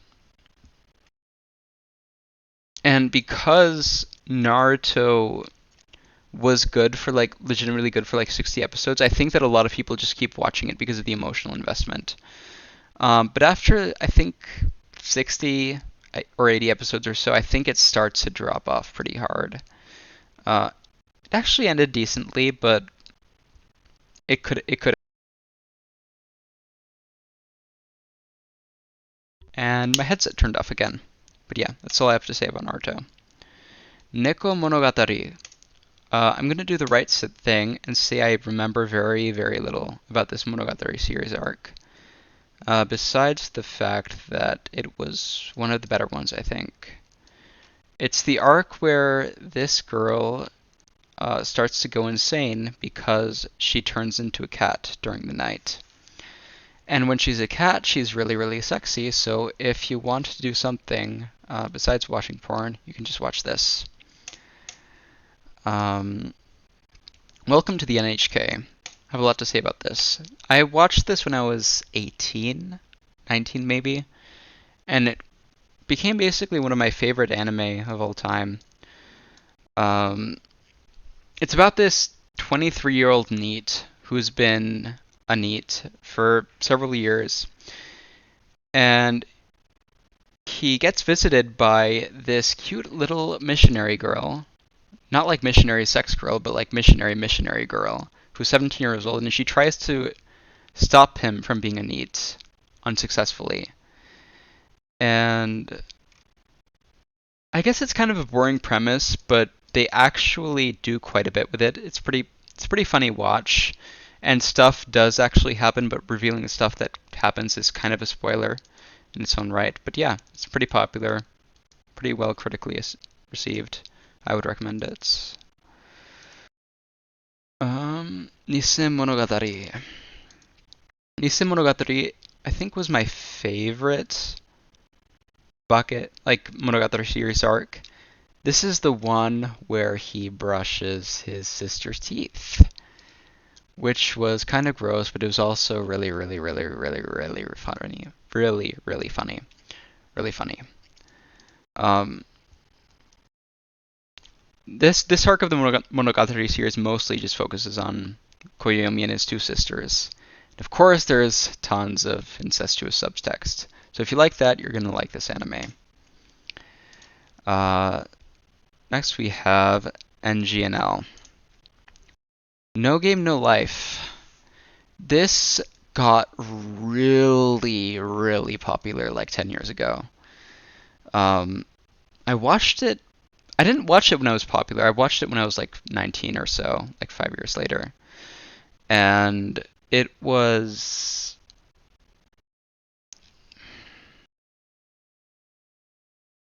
So I might as well just start out by describing what the anime is about. It's about these two siblings who are really, really, really good at video games, and they crush people together. And of course, there's incestuous subtext. And of course, there's a ton of fan service. Of course, it's an incredibly trashy anime. But at least it's funny. No Game No Life is funny. And because of that, I at least have to give it some respect, even though it's incredibly trashy. I would actually recommend watching it, even though it's not that good. Omoide no Marni. This is something I watched with my high school crush, actually. I watched this with my high school crush. I must have been like 15 or so. Yeah, I think I was 15. So basically it's about these two girls, and I don't remember anything else besides that. I think I even fell asleep during the movie, which is pretty funny. But if I recall correctly, it was actually decent. I think it's a Miyazaki movie. Over in High School Host Club. This was one of the first anime I ever watched. I was like 12 or so. It's one of my favorite too. It's about a girl. Yes. This right here is a girl. That's not a boy.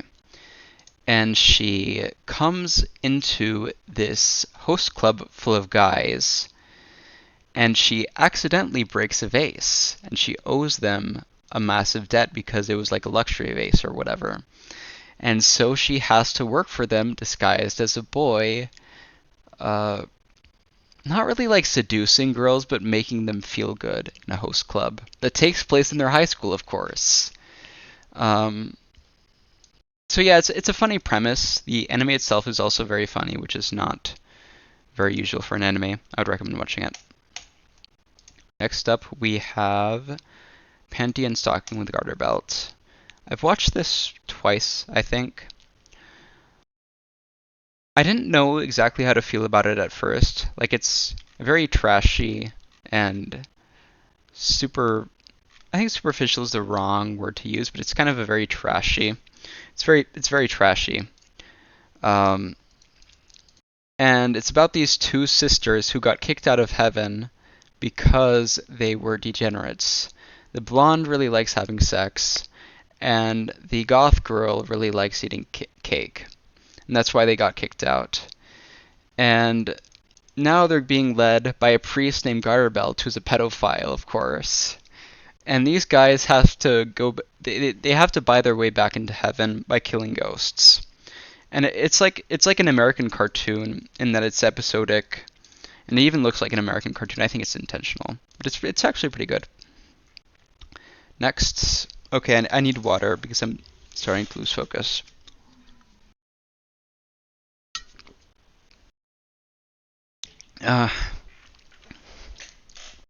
All right, Paprika. This was made by one of my favorite directors ever, actually, Satoshi Kon. This guy is a fucking massive genius. Unfortunately, he died when he was like 40, so he was only able to make 4 movies, which were all really good. This is about a world where dreams can be... you can like insert yourself into other people's dreams using technology, which is what Inception did, but this is actually the movie they based Inception on. So they did it first. They get that clout, right? And this is a very visually compelling movie. Like, there's a lot of... I don't want to say it's well directed, because I already said that I really like the director, but it's well directed. And the studio, this was made... Oh yeah, it's made by Madhouse. Madhouse, of course, Madhouse is a little inconsistent, but they knocked this one out of the park. Perfect Blue. This is another Satoshi Kon movie, and I think it's his best. It's his first movie, and I also think it's his best movie. It's about this entertainer who starts feeling a little blue, and she decides to leave the group and start pursuing an acting career. And she tries to shed her image, but it doesn't really work. And she also ends up getting stalked, which makes her feel worse. And basically, this anime catalogs her descent into madness. The ending is open to interpretation, if I recall correctly, but yeah, this is one of the best movies I've ever seen, to be honest. It's also very, very unnerving. Pico to... Okay, I literally just clicked on Boku no Pico. We're not going... I don't even want to see the My Anime list entry for Boku no Pico. So yes, I've watched Boku no Pico, which is... I'm not... I don't think I even need to describe what it is, but the reason why I watched Boku no Pico is because Joey watched it. Joey is the anime man. It's the anime man. The anime man watched it. And he filmed himself watching what is... I mean, I'm on YouTube. I'm not going to go into too much detail. But yeah, it's that anime. He watched it. And I watched him watch it. So that counts. Yeah, it counts. Yeah, it counts. And I also watched Planets. Planets is actually really, really good. This is a genuine hidden gem. I think hidden gems are actually pretty rare. Most of the time, if something's good, it'll get popular. This is a rare occasion where there's something that isn't that popular that's actually really good. It's about garbage collectors in space. It's a team of garbage collectors in space. That's literally what it is. And somehow they managed to make that funny and exciting. Props to them. It does change midway through the anime in terms of plot. Like, it shifts towards something entirely different. But I'll leave that for you to find out. Also, I'm not sure why, but I feel like every single show on my anime list is lowering in terms of rank. Like, I swear this used to be an 8.4, but I don't know, maybe it's just my imagination. Pokemon movie. I think I watched this when I was like 12. I thought it was cute. For I recall, it's very emotionally compelling. I might watch it again soon. Psycho-Pass. I actually really, really liked Psycho-Pass when I first watched it when I was 14. And when I rewatched it when I was 16. But I rewatched it when I was 23 and I didn't like it. So what Psycho-Pass is about is that it's about a version of Japan in the 22nd century where they enforce a system that is based on technology that allows you to predict somebody's predisposition to crime, and if their predisposition to crime gets high enough, they just lock them away. The society is super safe, but it comes at costs. And basically this anime explains what those costs are. And of course that sounds really cool and all, but the actual execution of the anime leaves a little bit to be desired. The main villain is really, really fucking good, but the main problem with the anime is that, like, the story, if you actually stop and think about it while the story is happening, it just doesn't make sense. And I also have to go to the bathroom again because modafinil makes you really, really thirsty.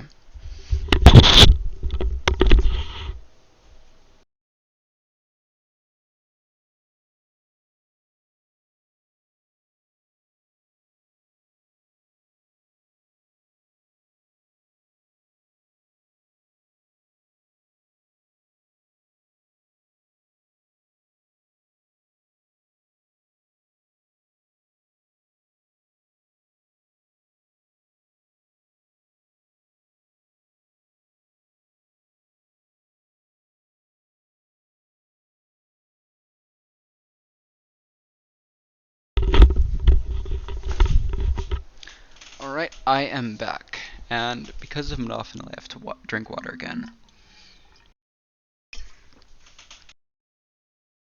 Alright, next we have ReZero. So, ReZero is actually pretty divisive. Like, of course it got really, really popular, but there's a faction of people who really, really, really, really like ReZero, and a faction of people who really, really, really, really don't like it. It's about this loser teenager who dies to a truck. Actually, I don't think he even dies to a truck. I think he just accidentally gets stuck in a fantasy world. And of course, I technically have 2 minutes because there's 2 seasons. So basically what happens in this anime is that he gets transported to a fantasy world, and he's a total fucking loser, but it doesn't matter because he can just keep dying over and over again. And dying over and over again actually isn't very good for him. But I'm going to leave exactly what happens for the anime. So I think that one reason why people don't like it is that the main character is a loser. He is a loser. But I think that's actually part of the genius. Actually, wait. Okay, yeah, my microphone is on. Just making sure. So I actually like the fact that the main character is a loser. It makes the show much more uncomfortable to watch. And also makes it feel more original because most of the time the main character is, he's the Chad, he's the alpha, he's the one who's doing things, he's the one who gets the stuff done. Actually, this anime, they decided not to do that. And I think that made for a better viewing experience for me, but I think that a lot of people didn't like it because they couldn't relate to the main character. But personally, that's not even what I do when I watch series. I'm kind of like a disinterested observer. I'm an international Jew. Of course, that's how I see things. Besides that, these girls are really hot, so if you like hot girls, you're gonna like this. But here's the big problem: it drops off really, really fucking hard in season 2. So maybe you could like try the first season. You're probably gonna like it, but I can't guarantee you're gonna like the second season. Oh wait, I have another minute. Because there's a second part to the second season, so I can keep talking about this. So, one of the things that I think went a little wrong here was first, 2 people on this little table here should have gotten together, and they didn't. Instead, 2 different people got together, and it was the wrong people. So it's a very petty thing to complain about, of course, but it actually does detract a little bit from the enjoyment of the series, if I'm being totally honest with myself. And yeah, so yeah, that's mostly everything I have to say about it. Samurai Shampoo. Samurai Shampoo is about 3 young adults who find each other in the middle of the city, and after some commotion, they decide to start traveling together to find this girl's something. She says it's a samurai who smells of sunflowers, and they decide, fuck it, we're gonna go find him. That's all we have. That's all we have to know, right? And what this anime is most known for is fusing Japanese samurai culture and hip-hop culture, and somehow they managed to make that work, and it does. But I feel like, so people compare this anime a lot to Cowboy Bebop because it's really similar and because it was made by the same director. But I feel like Samurai Champloo did not have as many peak moments as Cowboy Bebop did. School Days. This is actually, I think this might be the most controversial anime of all time. So let me show you guys something that's really cool. Like, look at this. So, Fullmetal Alchemist Brotherhood, 3rd most in terms of popularity. It has wait. Actually, fuck it. Let's use this example. It has 1,000 reviews. School Days, 300th in terms of popularity. Guess what it has? 800 reviews. They're comparable in terms of their reviews, but like Fullmetal Alchemist dwarfs School Days in terms of popularity. Like, that's how controversial School Days is.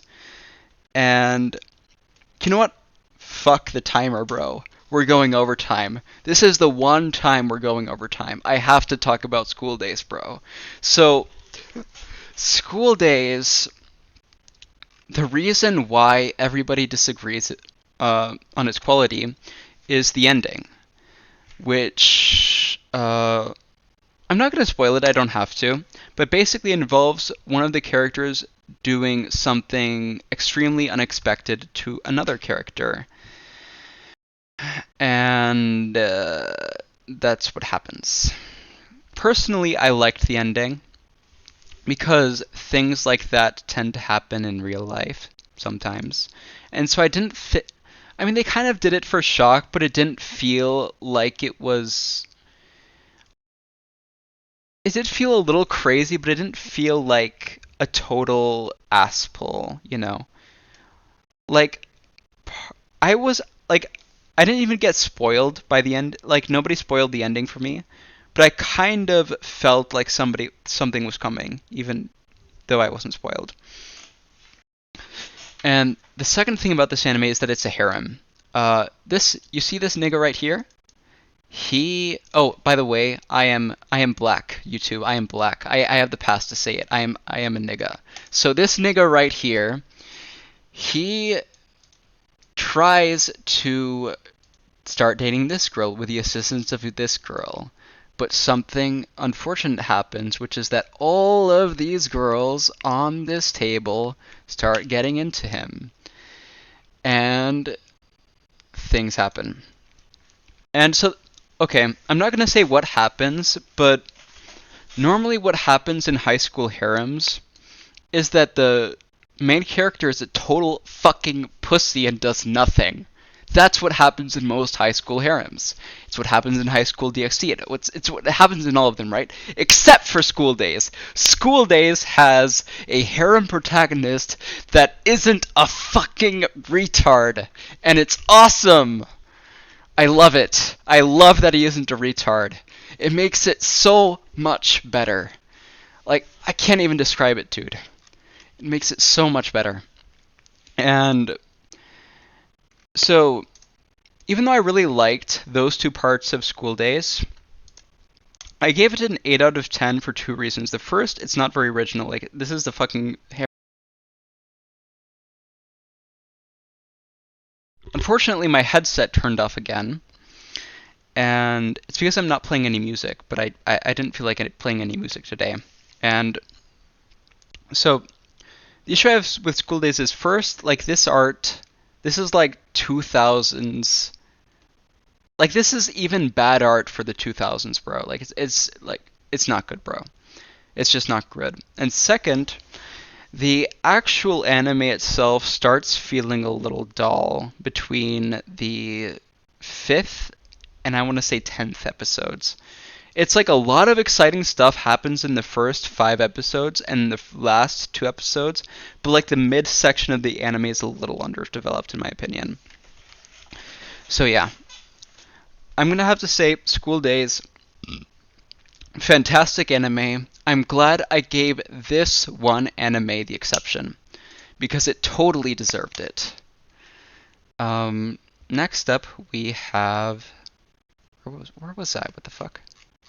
School Days. Oh yeah.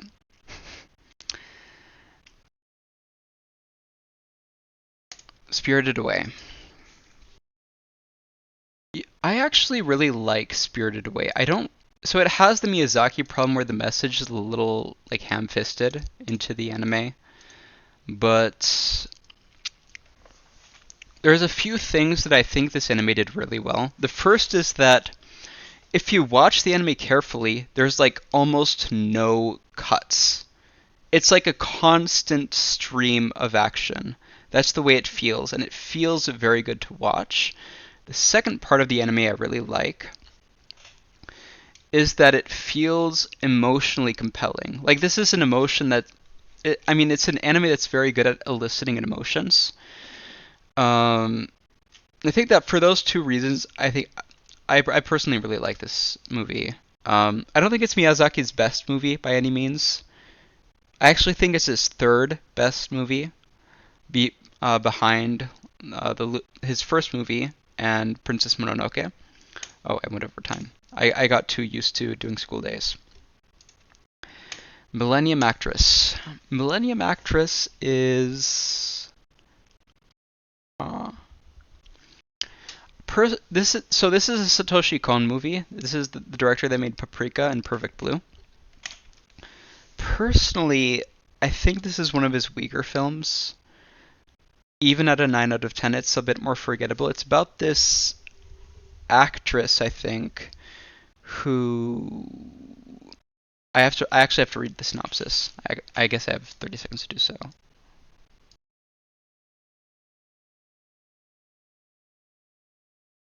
Oh yeah, okay. I found out in 9 seconds. So basically what happens is that this actress tells her story to, I think, a man, and eventually they get to the present day and things start happening. That's what happens.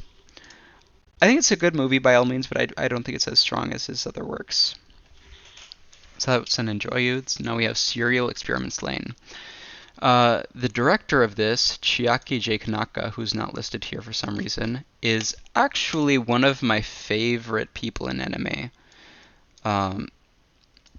Not just directors, but just favorite people in the anime period.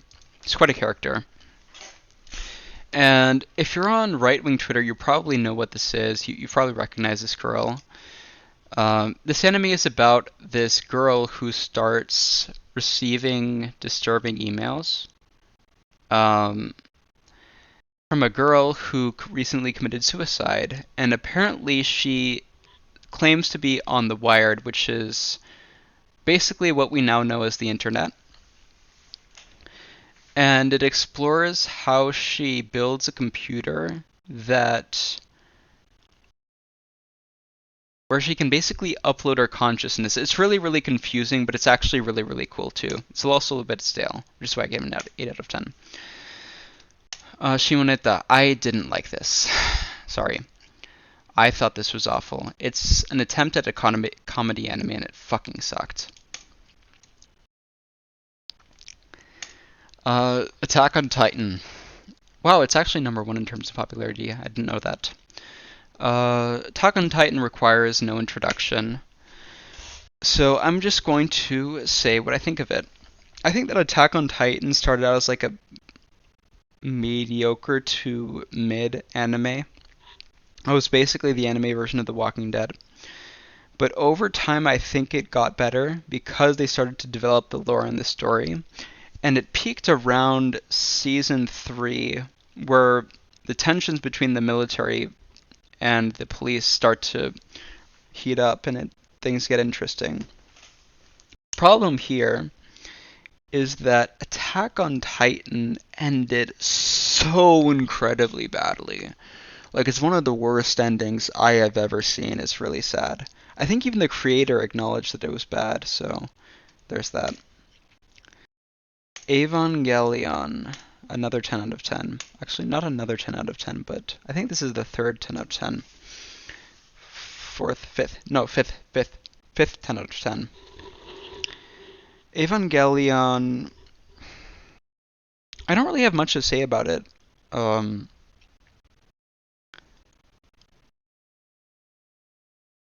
just trying to think of something to say, but it's just not coming out. I guess I could defend it. So the main criticisms of Evangelion are that it's pretentious, it's too repetitive, and there's a third that I'm forgetting, but I can get to it later. So about Evangelion being pretentious, there's some Christian symbolism that they put into the anime that even the writers themselves admitted was just for aesthetics and just to look cool. Personally, I don't think that qualifies as pretentious. Like, I guess definitionally it does, but like people putting stuff into an anime that means nothing to look cool, like that's like such a tame thing to complain about. Like, I don't know, I think that's just really retarded. The second thing people don't like about Evangelion is that it's too repetitive, which is actually kind of true. Like, it has a Monster of the Week format, but I think that where it makes up for it is that there's kind of like there's character progression, so it's not like you're watching the same characters over and over again. Like, it actually does feel like there's some progression. And second, the monsters themselves are pretty well designed and unique, so it doesn't feel like you're just watching random shit. So yeah. Masterpiece. Recommend watching it. Shinsekai Yori. I gave this a 9 out of 10, but I almost feel like it could have been so much better. It's about this world where humans start getting these psychokinetic abilities, and one of them just starts a school shooting. The equivalent of a school shooting, but with magic. And so they create a political system to stop people from doing that. It's a deconstruction on multiple levels. It's a deconstruction of magic in fiction, and it's a deconstruction of dystopian systems too. It's like a deconstruction on 2 different levels. It's actually very it's very cool in that respect. It's very intellectual, I guess you could call it. But they absolutely totally fucked up the production. Like it doesn't look that good. The music's good, but the directing is awful. I'm sorry to say. Soul Eater. I actually like Soul Eater. I think it's good. So Soul Eater is quite basic in terms of its premise. It's about these kids who go to a fighting magic university, and they fight monsters. And that's basically it. It's like the most basic premise you could ever come up with. But the reason why I like it is that the art is Kino. Like, this is some Tim Burton shit. It looks awesome. The music is really good. I don't like the vocal tracks. I think they're a little cringy. But the music is really, really good. And I also think it's funny. And which sounds like a low bar, but it's actually a very high bar for an anime. Like, most anime just aren't very funny, I'm afraid. Spy X Family. Wow, this was released in 2022. Feels like it was just a few years ago, but I really don't have much to say about this. I think I'm going to be smart and say that first. I think it's cute, I guess. It's fun. It's cute and fun. Gave it a good rating, I guess. I'd recommend watching it. Steins Gate. Masterpiece. I don't give a fuck. This shit was awesome. Okay, let's get a little hype down. I actually need to drink water. I'm gonna reset the timer.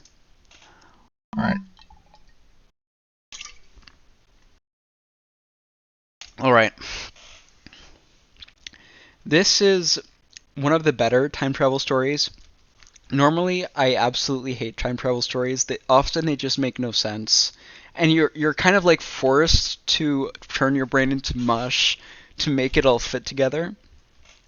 But Steins Gate tells the time travel story in a more like logical way, I guess you could call it. It does like a worldline version. People often complain about the fact that it's a little bit slow at the beginning, but in my opinion, that actually made it made you like. The first thing the slow start did is that it made you like adjust to the time travel, and it also allowed for more character interaction. And fuck it, we're going over time, but basically, I think that one of the things that this anime did really, really well is how the characters interact with each other. Like, you know how I was talking about in The Garden of Sinners that the 2 main characters just didn't fit together at all? In Steins Gate, they fit together like a fucking glove with cocaine in it. And you have this guy who's kind of like a narc, who's kind of weird. But he's also, I mean, he's not, I won't say he's a narc. He's actually a narc, now that I think about it, but yeah. This guy's kind of weird, but he's also, he can introspect, like he isn't just like a retarded narc. He has some dimensionality to him. This accurately describes his social skills as terrible. And he is paired up with this girl called Kurisu Magase, who is a tsundere. She's kind of like ACCA. she's this American girl who traveled to Japan to. These are some funny names, but yeah, she traveled to Japan to talk about her research, and she's just 18. When I went to a scientific conference when I was 22, everybody said I was really young, but I guess this is another level. But yeah, so basically, I feel like these two characters have a lot of chemistry. I don't know why they have chemistry, but they just have it, I guess, for some reason. And the rest of the cast also meshes pretty well beyond that. A lot of times people complain that the supporting cast isn't very dimensional. Like these, I won't say they're cardboard cutouts, but they're just not that interesting. Though Suzuha Amane actually is a very interesting character, for reasons that people find out later in the show. The other reason why I really liked Steins Gate is that it had a very tight and cute ending. When I'm talking about the ending, I don't mean like the part that was leading up to the ending, which was actually one of the weaker parts of Steins Gate. They kind of retconned the whole time travel thing, but the ending was super super cute, and I loved it. That's all I'm going to say about Steins Gate. Next up, actually I didn't go over time because technically there was 4 minutes. So nope, I didn't go over time. Actually, wait, I should at least do the due diligence of explaining why I didn't like the sequel. So, the problem with the sequel is that it doesn't really have Kurisu. She's not really present. And so the chemistry that she and Okabe have isn't there, and it makes the series much less fun to watch. And the other thing is that Steins Gate kind of introduced introduced like the world-line version of time travel to anime, and a lot of people thought it, they found it novel and they thought it was good. But the problem with Steins Gate Zero is that it's not novel anymore, so it doesn't feel as cool and entertaining. So I think that just because of those two factors, the anime dropped off a lot in terms of quality. And I need to drink water again because modafinil.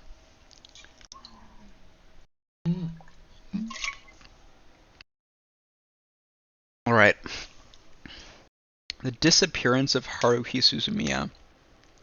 I'm actually gonna start with Haruhi first. So this is probably the biggest anime fad of not the 2000s, but probably of this year.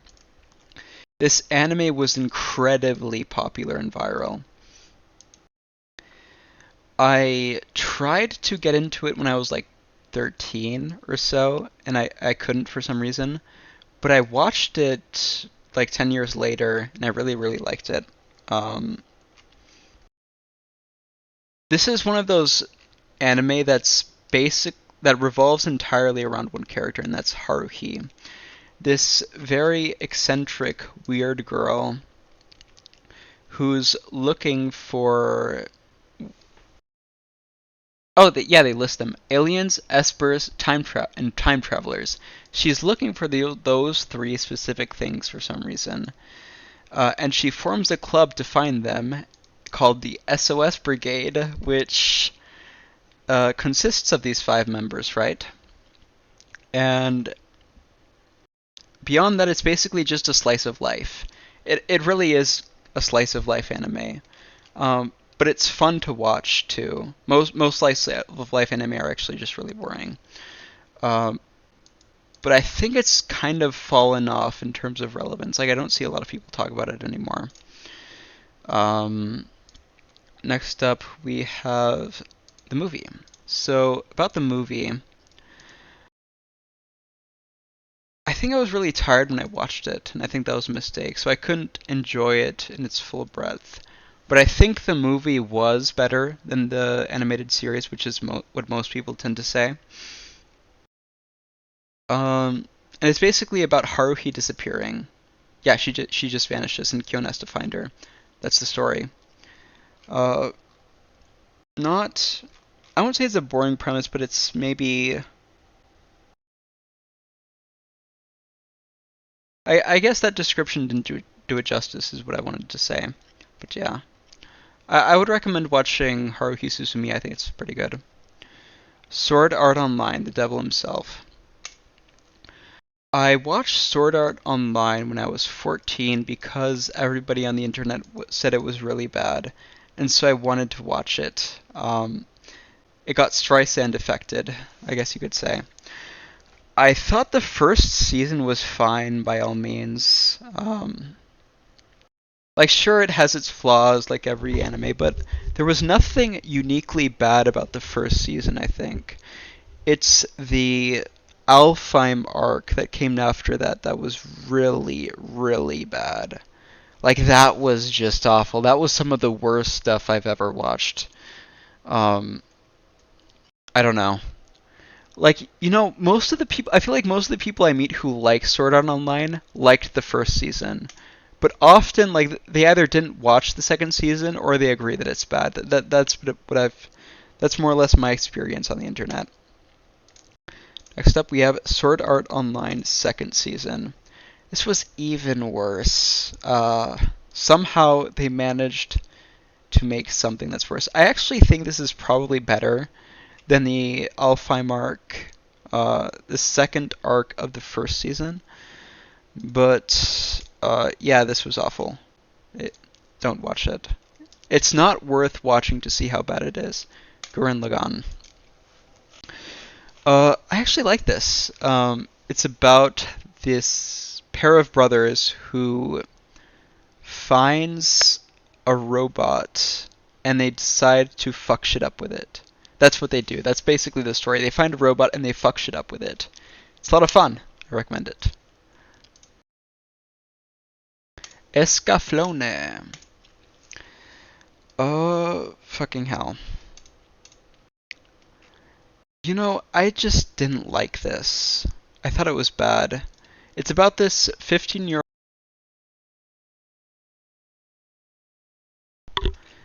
The headset turned off again. So it's about this 15-year-old girl who finds herself in a magical world. This is one of the earlier isekai, but the problem with it is that they wanted this to be like 40, maybe even more episodes, but it got cut down in development and they could only make 26.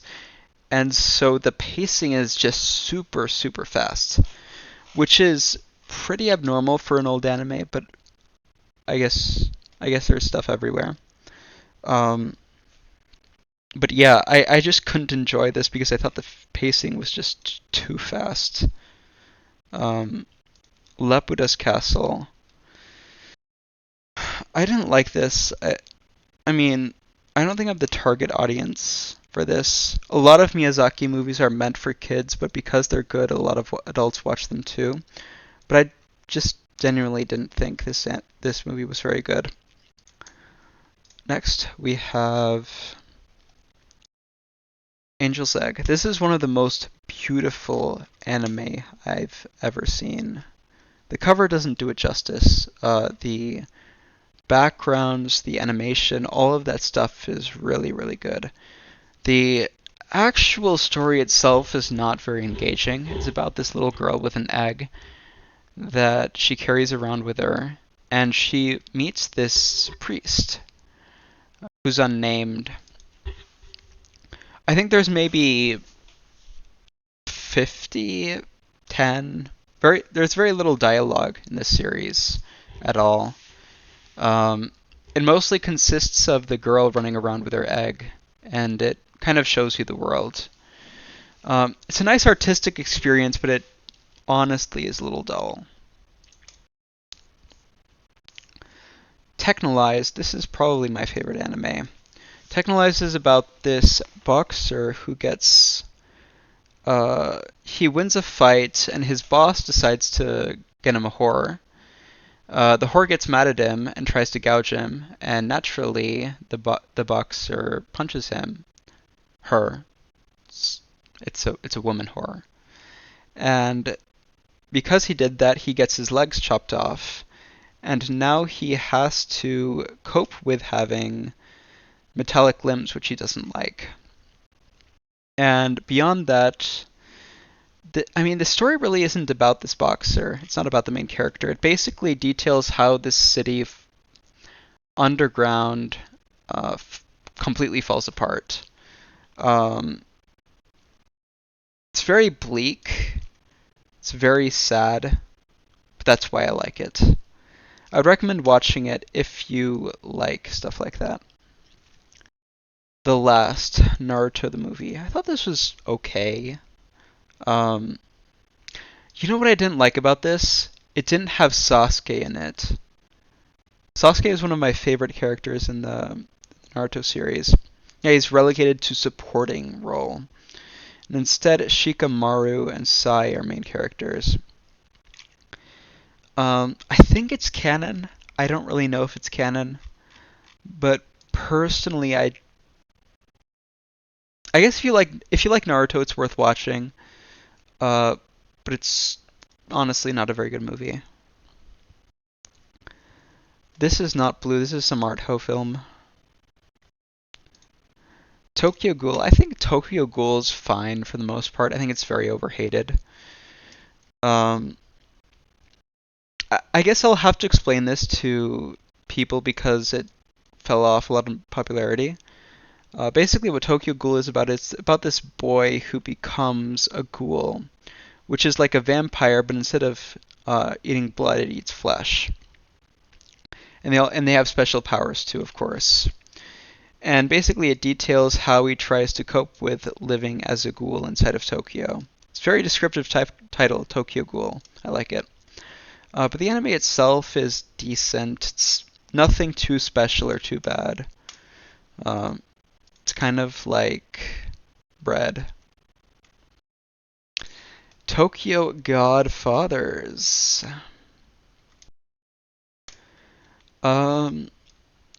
One Christmas Eve.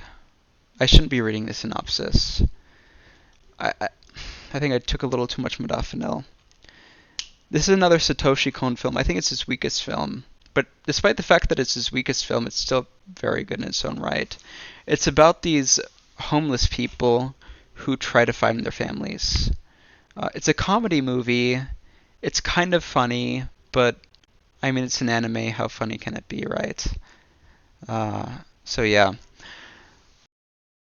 I think that the reason why it's not as good as his other movies is just because it's a comedy. I think if I think this is by no means like an inconsistent director. I think it's just the perils of comedy anime. Totoro. I watched this as a kid. I liked it, but I probably wouldn't like it as an adult. Next we have Trigun. This is one of the first anime I watched. I'm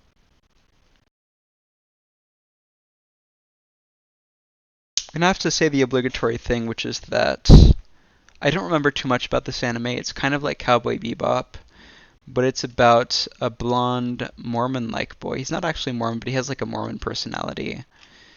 And he refuses to kill people.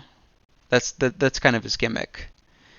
And he runs away from people who want to get his 60 billion bounty. It's pretty funny anime, actually. I think it's pretty entertaining. I would recommend at least trying it. Vampire Hunter D. Was this made by that director? No, I don't think so. So I think a lot of people know about the second Vampire Hunter D movie, but not a lot of people know about the first one.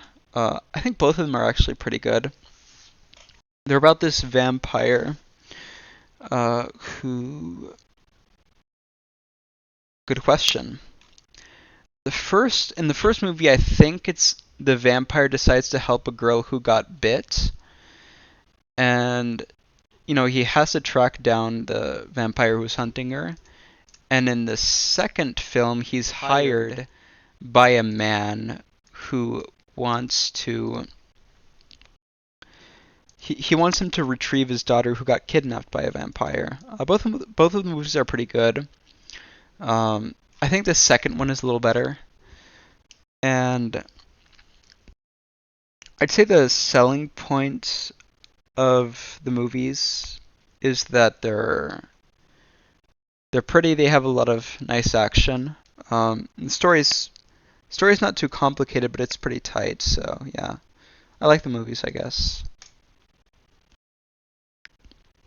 Vinland Saga. I can't even say this is overrated. I just didn't think it was that good. Like, I don't know. I don't think I got that into it, so I'm not going to talk about it. Promise Neverland. I liked the first season of it. It's about these kids who are in an orphanage and find out that they're cattle. They're cattle. They're like literal cattle. They're actually cattle. Um, I'm not using cattle as an anti-Semitic slur. I mean, as in like an anti-Gentile slur, but they're actually like cattle. They're cattle on a ranch, and they have to find their way out. And that's the story. It's a lot of fun. I would recommend watching it. Tatami Galaxy. I think this is a good anime, I would say. Who am I kidding? It's incredible. It's about this incel. He was an incel before incels were even a thing, who teams up with his friend and harasses couples who are happy together at university. That's what he does. This was made in 2010, by the way. It's very much ahead of its time, is what the kids say, right? And it turns out that every time he finishes university, there's a time reset, and he lives another version of his university days. Or there's something else.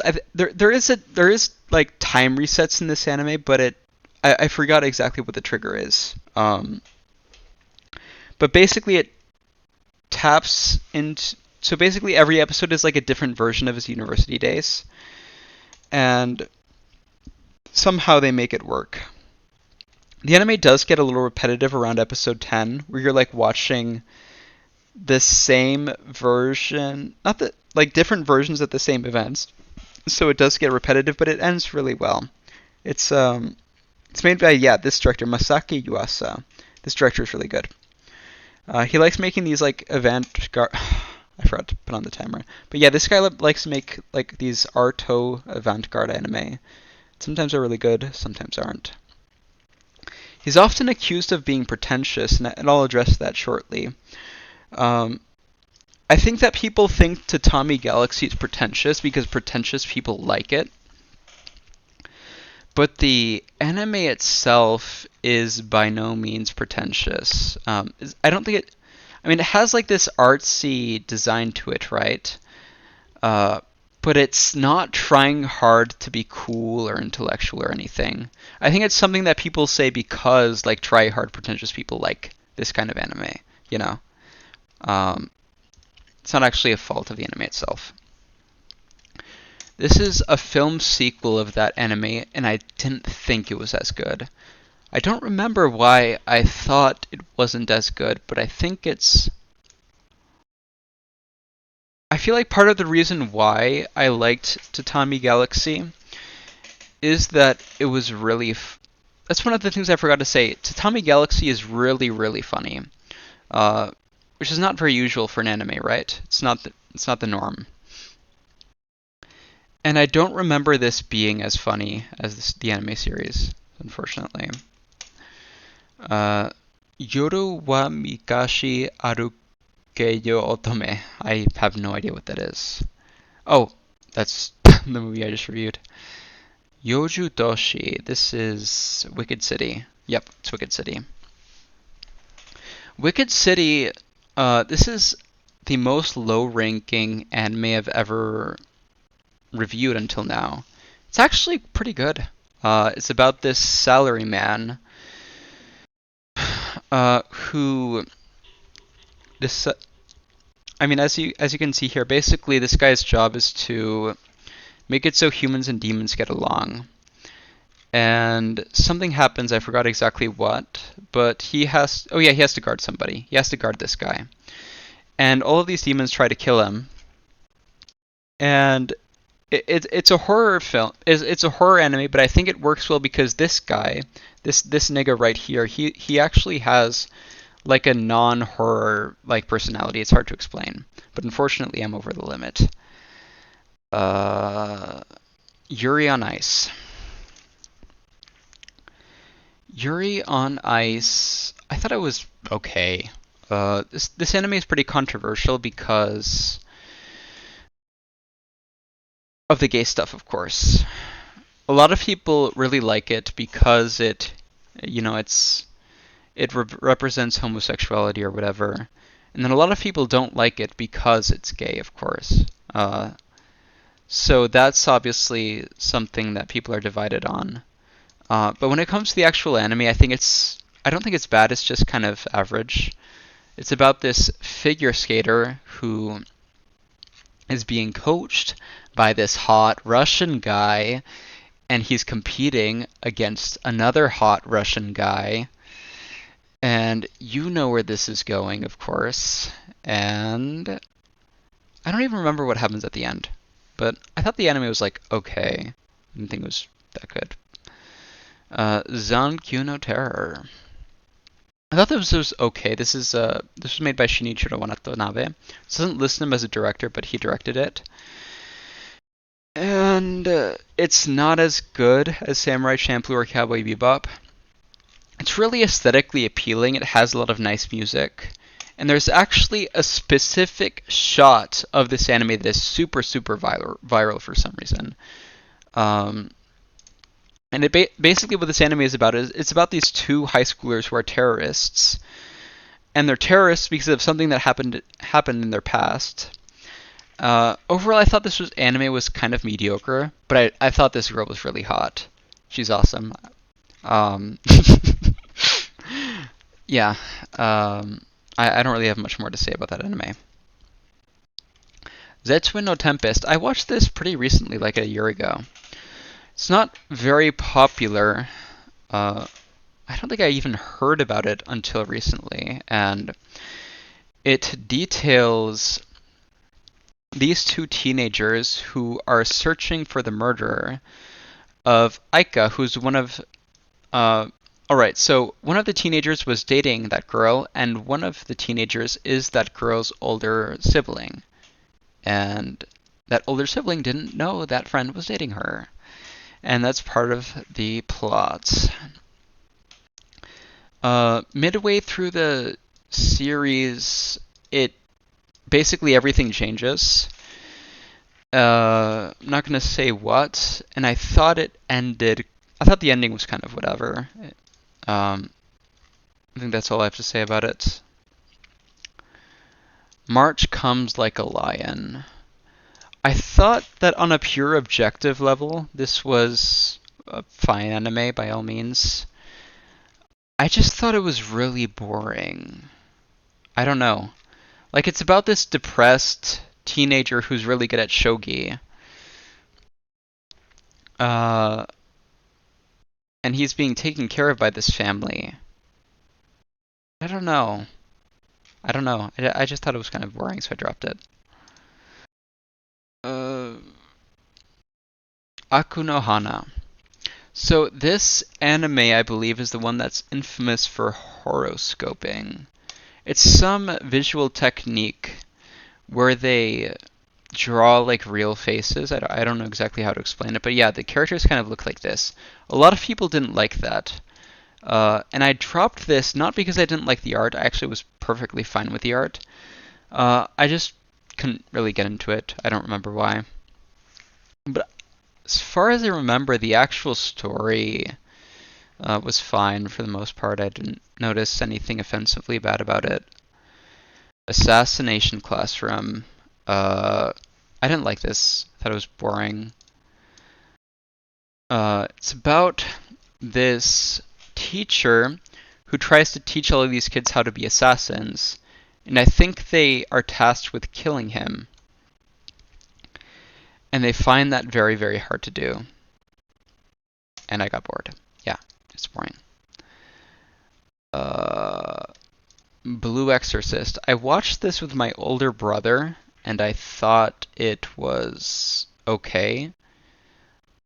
But I couldn't get into it, and he didn't seem that into it either. So yeah. I don't even remember what it was about, but I don't remember it being very original either. Aria the animation. Slice of life. Boring. Bakugan Battle Brawlers. I think this is one of the first anime I ever watched. I watched it at my grandmother's house, of all places, with my cousins and siblings. I thought it was okay. I mean, I don't know. Like, I watched it when I was like 8 or 9, so there's not very much to remember. All I remember is that I really liked reading fan fiction about this when I was like 14. That's it. I don't really have much to say about it. Bleach. I actually don't hate Bleach. I just think it's really, really fucking bad. I'm in a love-hate relationship with Bleach. The first time I watched Bleach, I was like 14, and I thought the start of the anime was really good, but that it fell off because it kept recycling plot points. And in terms of progression, it wasn't really going anywhere. And then I watched it again when I was like 22, and I thought it was bad from the start. I thought the way they wrote scenes was awful. I thought that like a lot of the script just was kind of awkward. The only reason there is to watch this is because of these two characters who should be in bed having sex with each other. Oh yeah, this is My Hero Academia. I already reviewed that. Catherine Sins. This is something I tried to watch. I watched it because people said it was really similar to Ergo, which is an anime that I really like. It's actually the first thing they recommend if you've seen Catherine Sins. It's about this man who remembers nothing about who he is and travels around the wasteland. And the issue I had is that it was kind of boring. That's literally it. In terms of quality, otherwise it was fine, I think. It just was kind of boring. This also was boring. But it was boring because I thought it was, first of all, it was unoriginal. Like, it's a bunch of teenagers and young adults with superpowers who fight stuff. Like, come on. You really couldn't come up with anything besides that.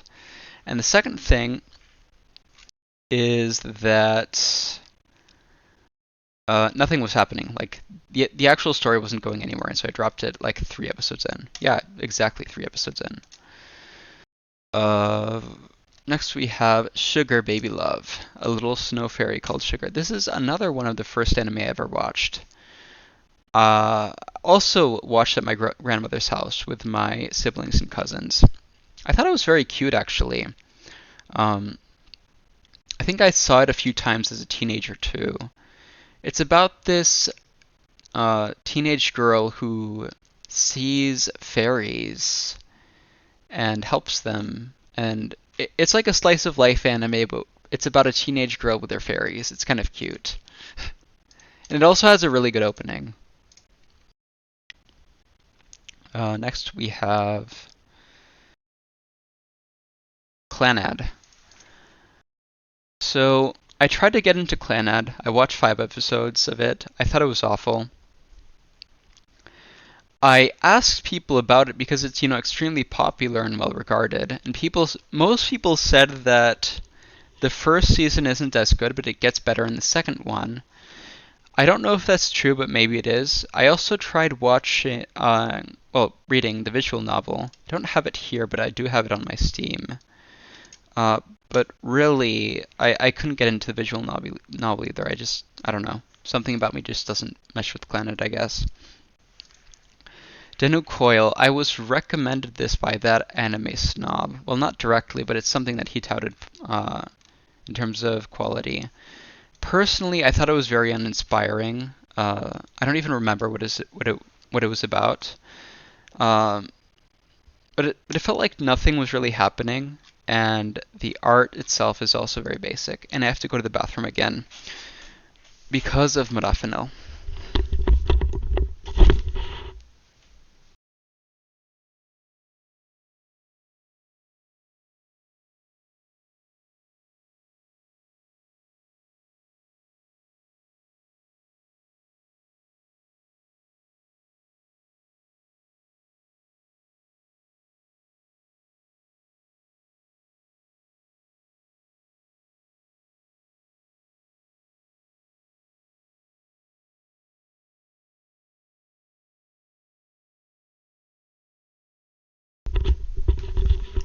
Okay, the tweaker is back.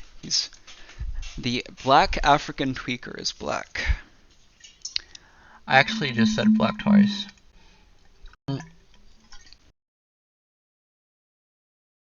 Alright. We have Devilman Crybaby. I started... Wait, is my headset on? Yeah, it's on. Okay. I started watching this because Masaki Yuasa directed it. Little did I know, this director is a bit inconsistent, and this wasn't very good. Next we have Dragon Ball Z. I didn't like it. I thought it was way too fucking slow. Arrow Manga Sensei. I thought it was okay. It's about this girl who... It's a 12-year-old girl who starts writing arrow manga, meaning like erotic comics, right? Now, this sounds incredibly unrealistic, but believe it or not, I started writing erotic fan fiction when I was 12, and so I kind of related to what was happening in a weird way.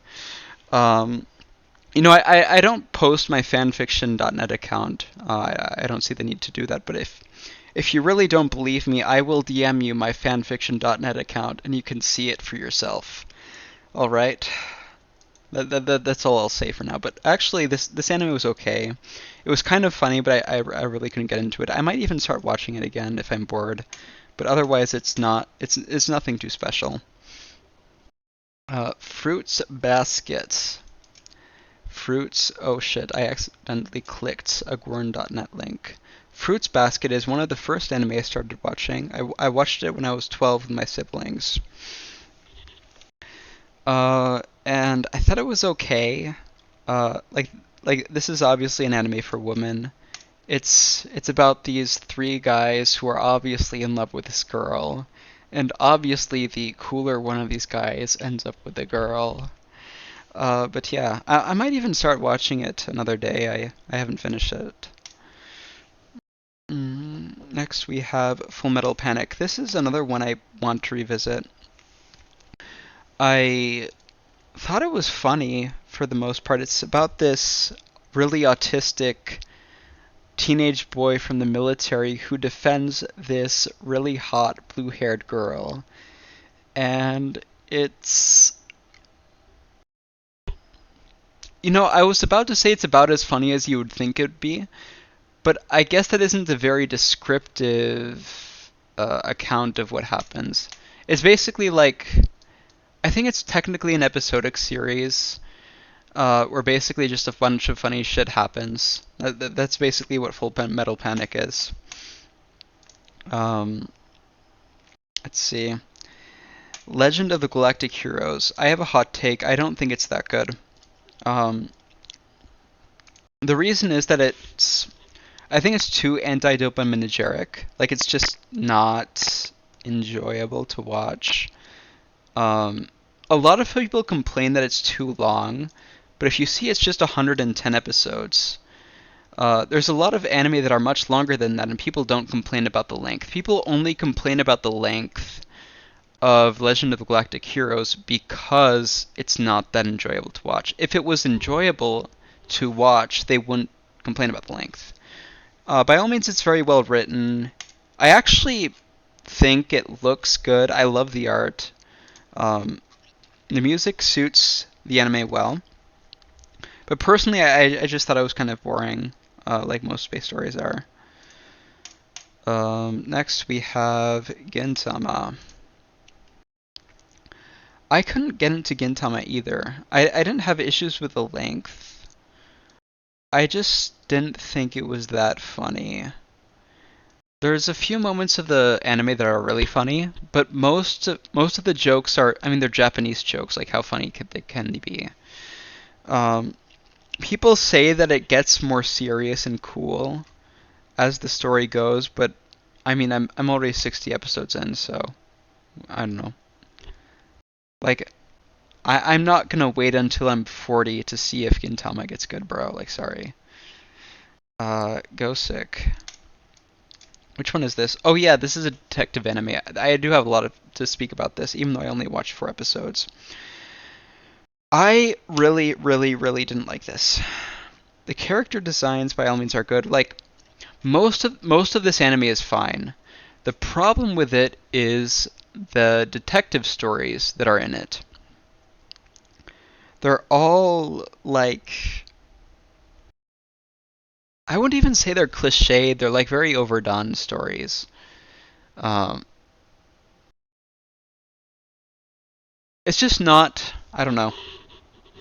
Like, I feel like if you have a detective anime and the mysteries aren't good, then it's not going to be good.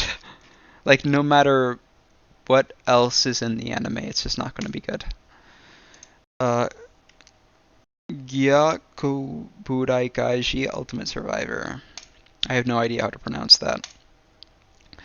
I don't like Kaiji at all. I think it's massively overrated. It's about this guy who gets into a bunch of debt, and he has to play a game to wipe off his debt. And a bunch of other people who also have debt have to play the game with him, and only a few people can survive and win. Do you know what this sounds like? It sounds like Squid Game, because Squid Game totally fucking ripped it off. And guess what? Even Squid Game was bad because even not even Kaiji is good. It's like, it also has this like ham-fisted commie shit in it about how capitalism is bad and puts people in debt. But yeah, it's like a bunch of crazy gay shit. The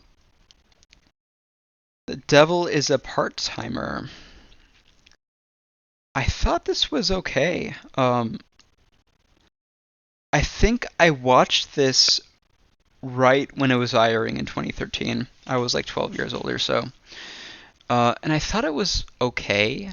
It wasn't very popular at the time, and I didn't think much of it, but now I'm very surprised to see it among the most popular anime ever. But yeah, I thought it was okay. I don't know. I guess if you're interested in watching Satan be a part-time McDonald's worker, you should watch it. But yeah. Hellsing Ultimate also dropped this. I talked about Hellsing earlier. Hellsing Ultimate is very similar to the old Hellsing series, and my criticisms and praises of them are more or less the same. Next, we have High School DxD. And even though this is another season, I'm not going to bother talking about it. JoJo Part 5. I think I've already talked a decent amount about JoJo. I think it's fun, cool stuff, but the quality of the individual seasons is kind of inconsistent. I think this ranking is a little deceptive because most of the people who are rating this are JoJo fans. It's selection. It's like the people who watched JoJo enough to get to the 5th part, which is like 80 episodes in, all really like this season. It's like that means literally nothing. Next we have Jujutsu Kaisen. I thought this was awful. So they imported what I call the Naruto trio, which is the extroverted, friendly, unintelligent protagonist, the talented, serious, mysterious anti-hero who's Megumi, and then you have like the boss girl who's on the side. And the problem with like the thing about the Naruto trio is that I feel like Naruto already did it. And so when I see the Naruto people try the Naruto trio again, it's like I don't know. It's like I've already seen this, bro. Like I've watched 600 episodes of Naruto. Like I'm sorry, I don't want to watch 601 episodes of Naruto. And even fucking Gojo looks exactly like Kakashi, bro. Like this is some mad shit. This is some mad shit. Like this is literally Naruto. Kaguya-sama, I thought this was mediocre as fuck. Like Jesus, like how did I don't know. Like I didn't even think it was funny. Like basically the concept of the anime is that you have these two characters, Miss Kaguya and Miss Miyuki. They're madly in love with each other, and they don't want to admit it, and they fight, and it's boring.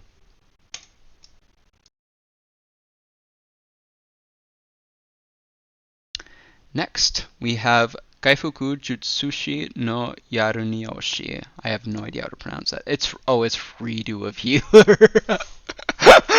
Yeah, I did watch this. I really did watch it. I watched it uncensored.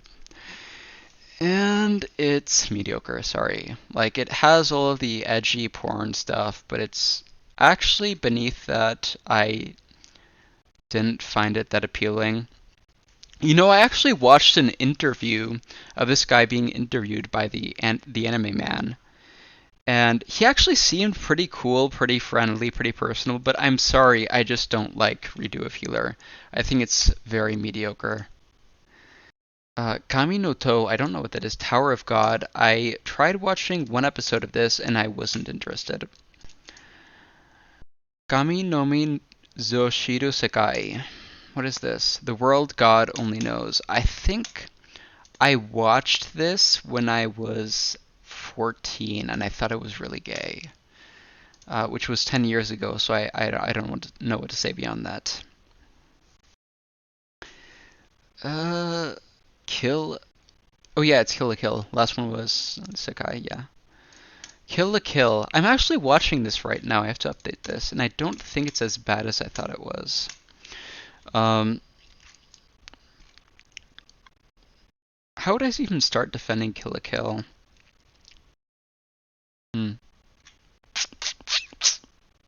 I don't know. I don't. I mean, I'm only like 3 episodes deep in, so I really don't have much to say about it. Besides that, I like it for the most part. Log Horizon. I thought this was fucking awful.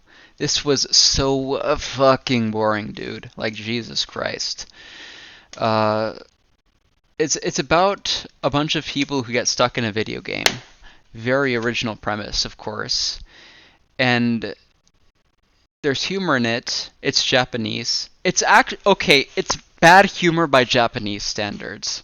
Like that's how bad the Log Horizon humor is. And I dropped it like 4 episodes in. I think it might have been more. I think I might have watched like 8. I think this is wrong.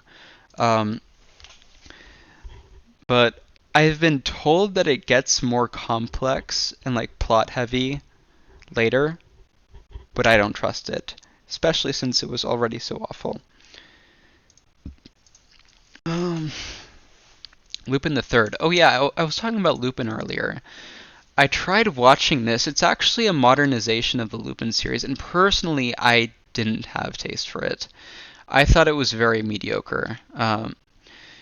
It's like you have the hero, you have the edgy, introverted kind of anti-hero, you have the femme fatale. I don't know how you pronounce that. I don't speak French. And then you have Goemon, the honorable samurai. You have the police officer who's trying to chase these 4 people for his life.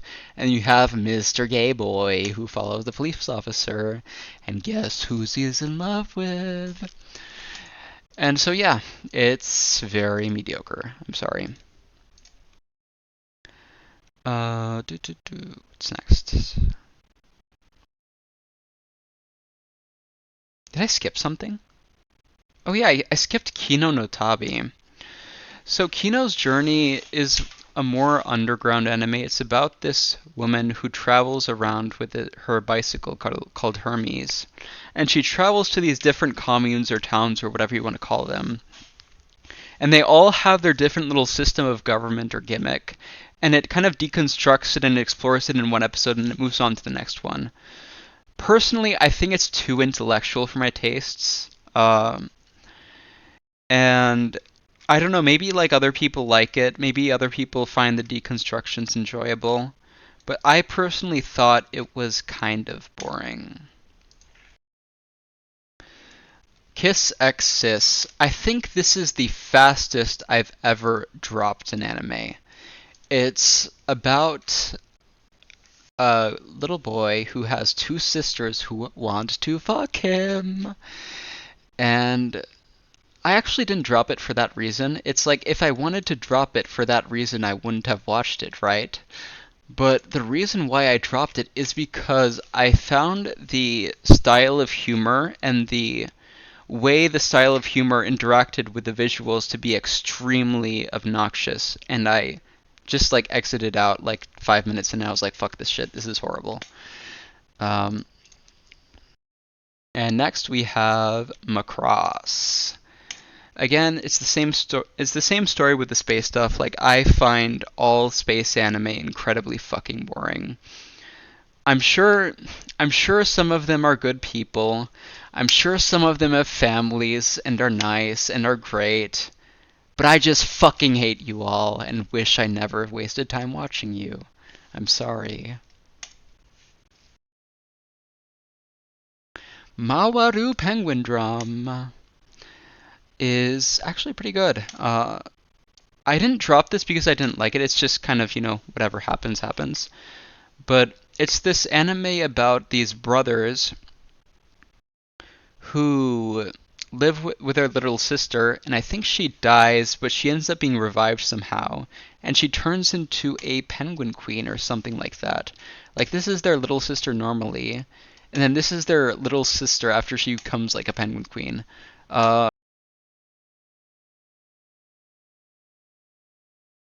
If any of that was true, but that's more or less how I remembered the story going. But I remember this being pretty good. I want to revisit it someday. That's it for Penguin Drum. Next we have Detective Conan, which is still airing somehow. Like, how many episodes is this? Bruh. Wait, where are we? Post the episode number! Okay. Okay.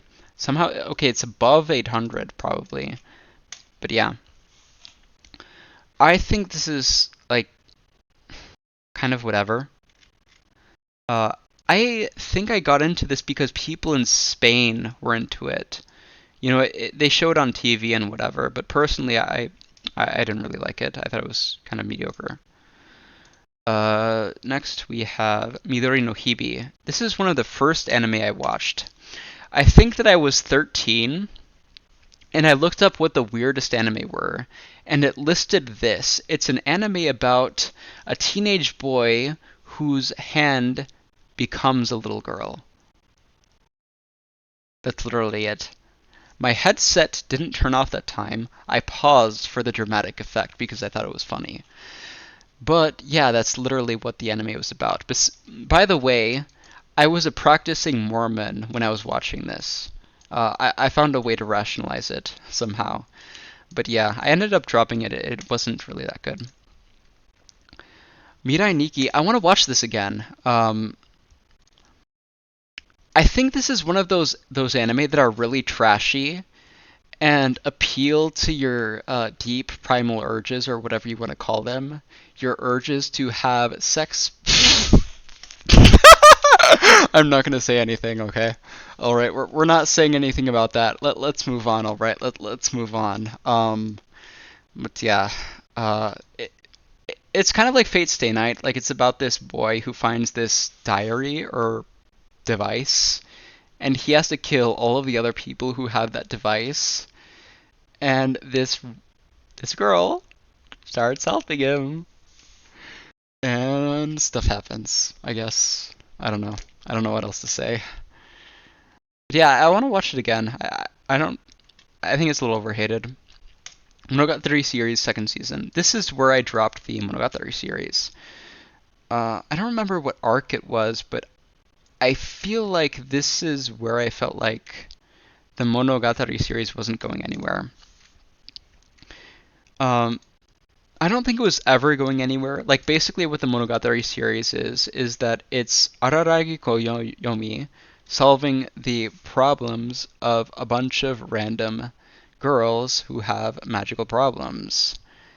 And they're going to keep repeating that script as long as they can. But I don't know. Like, I don't really like anime like that. Like, I like stuff that ends. I like stuff with meaning. If I wanted stuff that didn't end and had no meaning, I would keep living my life. But I watch anime because I want to see stuff that has meaning. But this doesn't. Oh, just please end it. Oh my god. Muso Darin, Paranoia Agent. This is. Oh, wait. Satoshi Kon actually made another thing. He's not listed as a director here. But this was actually made by Satoshi Kon. He normally makes films, but he decided to make an animated series. Hold on, I'm thirsty again. Fucking modafinil, dude.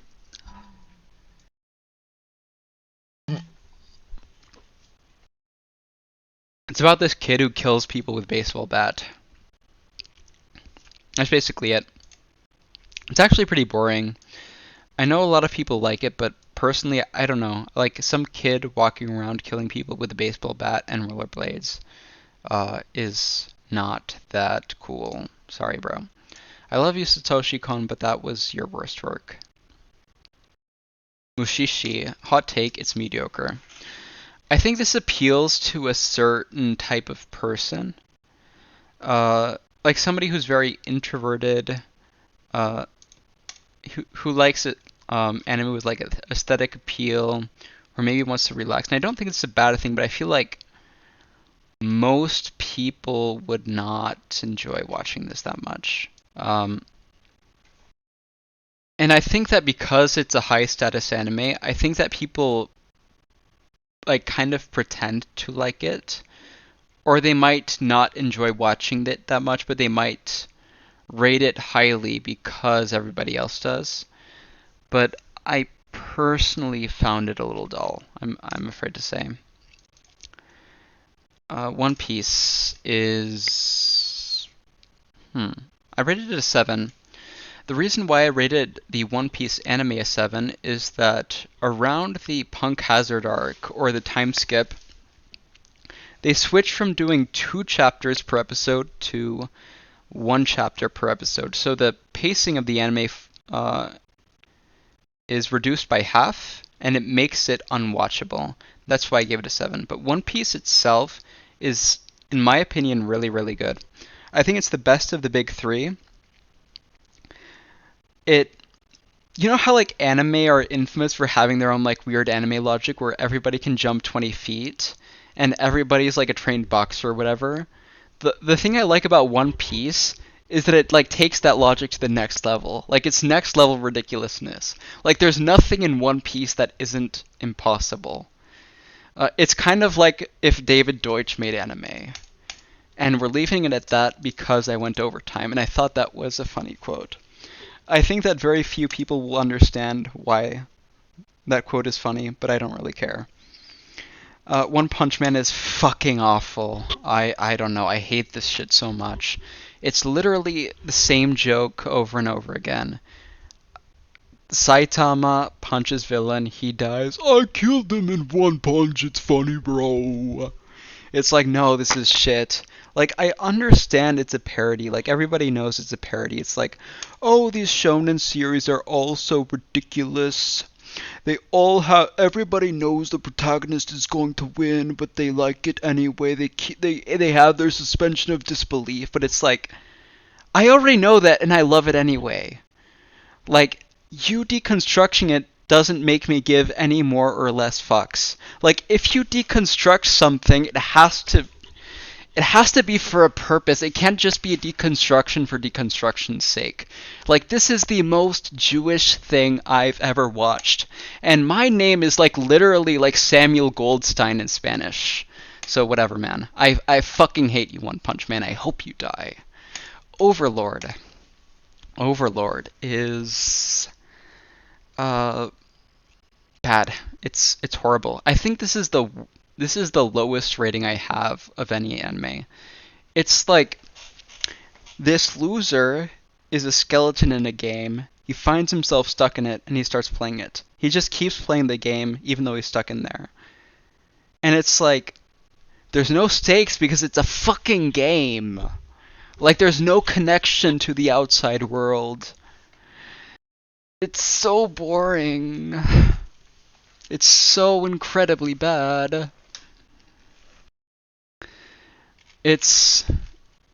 I don't like calling stuff wish fulfillment because all fiction is wish fulfillment, but this is what people call wish fulfillment. And they're justified in calling it wish fulfillment. It makes sense because it's like really, really bad wish fulfillment. But yeah. Persona 4 the animation. I tried to get into this because that anime snob thinks of it highly and he's a pretty reliable reviewer, and I thought it was awful. Well, it wasn't awful, it was just mediocre. So I liked the Persona 5 game a lot, even though I normally hate turn-based combat games. But I liked Persona 5 because of the characters and the story it had, and so I figured, oh, maybe I'll like Persona 4. Because it's like Persona, but it's like an anime, the way I would actually want to watch it. But for some reason, it just didn't work. I don't have any details, I don't have any memories to give you. All I have to say is that it just didn't work for me. Phantom, Requiem for... This was awful, bro. This was so awful, man. It's about... I think they're siblings. I don't know if they're siblings. Maybe they're siblings, who knows. It's about this guy who wakes up in a warehouse, and he's trained to be an assassin by this hot assassin girl. And they work for a syndicate that commits crimes, and they commit the assassinations for that syndicate. And... normally, like, that sounds kind of trashy, but I actually like that trashy type of anime. But this was just so incredibly awful, dude. It's one of the worst things I've ever watched, man. Like, Jesus Christ. It's awful. Fuck you. Fuck you. Fuck whoever wrote this, man. You deserve nothing. Let's see. Okay, it's just the same names they list because it's made by Matt. Oh, it's... okay, it has, like, Funimation licensing. But it's... oh, it's from a visual novel. That's... oh, yeah. Now I remember that. Oh, it wasn't made... why is this guy... oh, that's the Funimation guy. Okay. Let's see. What's next? Pokemon. I think I started watching Pokemon when I was 12, again. Like, not on the TV, but just on my own, my computer. I thought it was decent. I don't think I would like it as much as an adult, of course. I do have to say, though, I rewatched that episode where... I think her name's May? Misty, of course, Misty. Where Misty, Ash, and Brock are all stranded on the beach and they wrecked somebody's boat. And they have to make money to get it back. And then they start competing with Team Rocket for the money. And it's actually really, really funny. And then they get to a beauty contest and Misty shows up in a bikini. And then fucking James, of all people, shows up as a woman. He's disguised as a woman. He's this massive tits, and it's the most fucking crazy shit I've ever seen, bro. Like, that shit was actually fucking funny as fuck. I've got to say that was fucking hilarious. Ranma and a half. I really like this, actually. It's about this boy who turns into a girl when he gets splashed with water. And when he's dosed with hot water, he turns back into a boy. I guess that's the way they make it make sense. It's like, if you just splashed water on him and he turned into a girl, and the way you turn him back is by splashing water on him again, it's like he would constantly be turning back into a girl and into a boy and into a girl. And I don't know enough about physics or calculus to know how often he would stay as a girl or a boy, or how much time it would take him to like transition to each state or whatever. But I guess it makes much more sense if it's like with hot and cold water instead.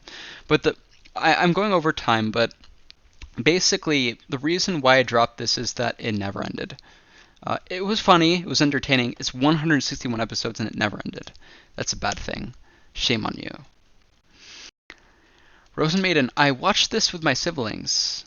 This was one of the first anime I've ever watched. It's about these dolls that fight each other. And yeah, it's like dolls that fight each other. It has one of the best openings I've ever seen in an anime. And despite the fact that it's not very popular, this was actually the origin of the desu desu desu meme. This little girl right here, she constantly like said desu desu desu over and over again, and then people started like talking about it on 4chan, and then that became like a whole thing. But most of you are probably too young to remember that. Next, we have Rurouni Kenshin. I started watching this. The main problem I had is that I felt like it was dragging on a bit. Like it was doing that thing where it's just a setting and the setting doesn't go anywhere. And it's like there's anime that can pull that off, like Soul Eater. But the thing is that Soul Eater was actually like funny and entertaining, and the story was carried by the characters and not the setting.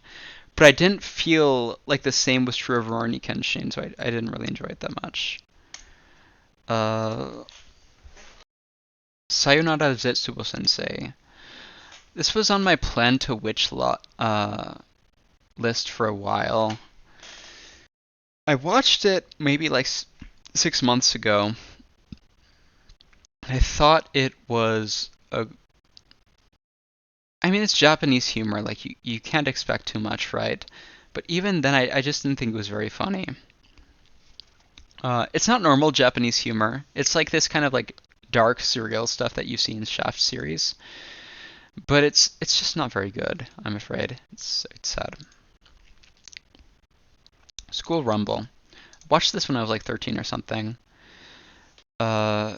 It's about a school, and there's this thug that wants to, I forget which girl it was, but this guy wants to date one of these girls, and that's part of why it's funny. But I guess I didn't like it enough at the time to keep watching it. I don't know if it's any good. Next we have Your Lie in April. I thought this was mediocre. Normally, I like anime that are emotionally intense, but I don't think this anime pulled it off very well. I also thought violence. I don't have it. I don't think there's anything morally wrong with violence, but I just don't think it's funny. And one of the recurring jokes is that like this girl keeps beating up this guy, and I'm like, that's not funny. It's Japanese humor. It's obviously not funny. So yeah, I've heard the ending is decent, but it's not something I would recommend watching.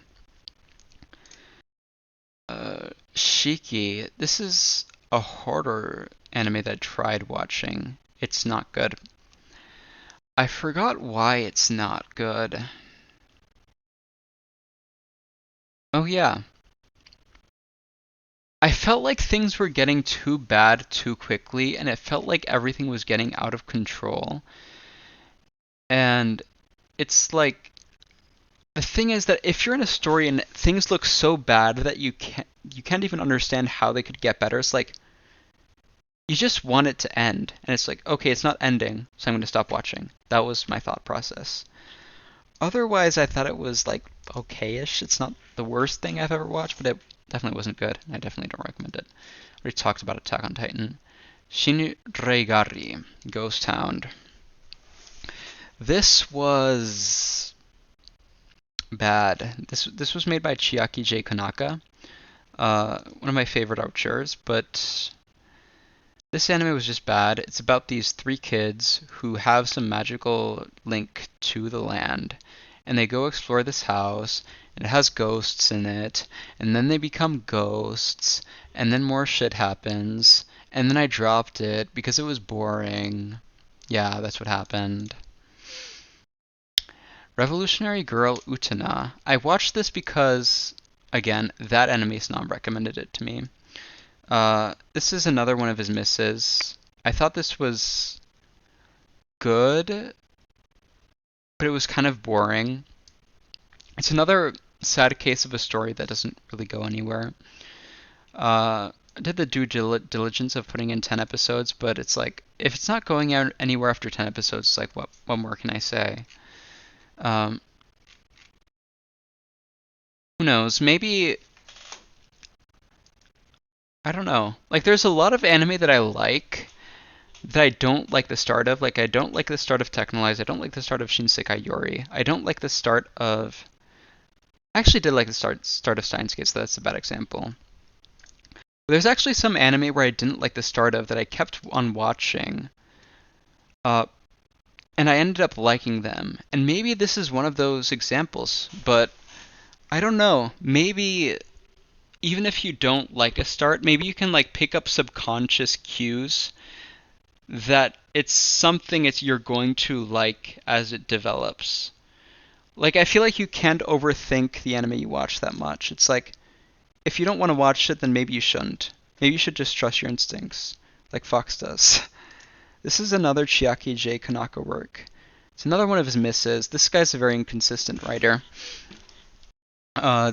This is a very underground anime. Not many people have watched it. It's about it's like Batman, but instead we have Mr. Roger Smith, who beats people up, and he has a female robot companion and a robot that he mans. I don't know what the right term is. But the big issue I had with this anime is that it felt like there was a lot of missing context and scenes. It's like,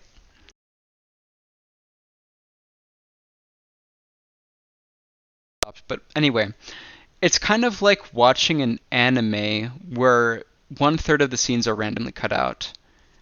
And it's like, you might not even notice it at first, but then you'll realize, like, how did that happen? Like, you'll start thinking about things like that. Like, things will start not piecing together. And, like, I had that feeling when I was watching Big O. Like, it felt like there was a lot of content that was missing. Like, I don't know, maybe, like, they were forced to cut out a lot of content, or maybe that was just some, like, weird stylistic choice. But it was, like, a very confusing anime to watch. Gunbuster. I thought this was mediocre. I watched this because Hideaki Anno directed it, but I thought it was... Like, I would never have ever guessed that Hide directed this. Like, it's really... It's almost cliched to the point where you're questioning whether everything is a joke. It's like somebody will be, like, telling a speech, or there'll be a joke, and you'll be like, is there like some like meta level irony shit that I'm not getting here? But the thing is that this was released in like the 80s, right? So they're probably not doing that. But it's like, it's almost like cliched. Like it feels like I'm watching a joke and I'm not in on it. Like, I don't know what else to say, man. Next we have Mr. Star Blazer Space Battleship Yanmato. Again, it's a space anime. It's the same story with me in every space anime. I think they're all boring. I think they're all the same, and I end up dropping all of them. It's the same story, I'm afraid. Wolf's Rain. I tried watching this twice, actually. Once when I was like 15 and another time when I was like 21. And I thought it was whatever. I didn't feel compelled to watch it more. either of the times I tried watching it. It's about these guys who can turn into wolves, and they're trying to find where they came from. And I don't know what else to say about it. Oh, Yoko Kanno directed the music, so it's obviously very good. But yeah, like this story isn't worth watching. Wonder Egg Priority. Jesus, I can't believe this is ending, dude. I've been doing this for 3 hours and I can't believe it's ending. But yeah, Wonder Egg Priority. Yeah. So this is something that got really viral like 4 years ago, and people started to hype it up. But sometime around like the 5th episode, people just started to not like it, and I also started to not like it. My experience with that, it felt like the anime was, I don't know. Like, I feel like I said this about a lot of anime, but one problem that a lot of anime have is that it doesn't feel like they go anywhere. It's like, I don't want to watch you if you're not going anywhere, so I'm not going to watch you, you know? I don't have anything else to say. I mean, I wouldn't recommend watching it. It's a pretty horrible score.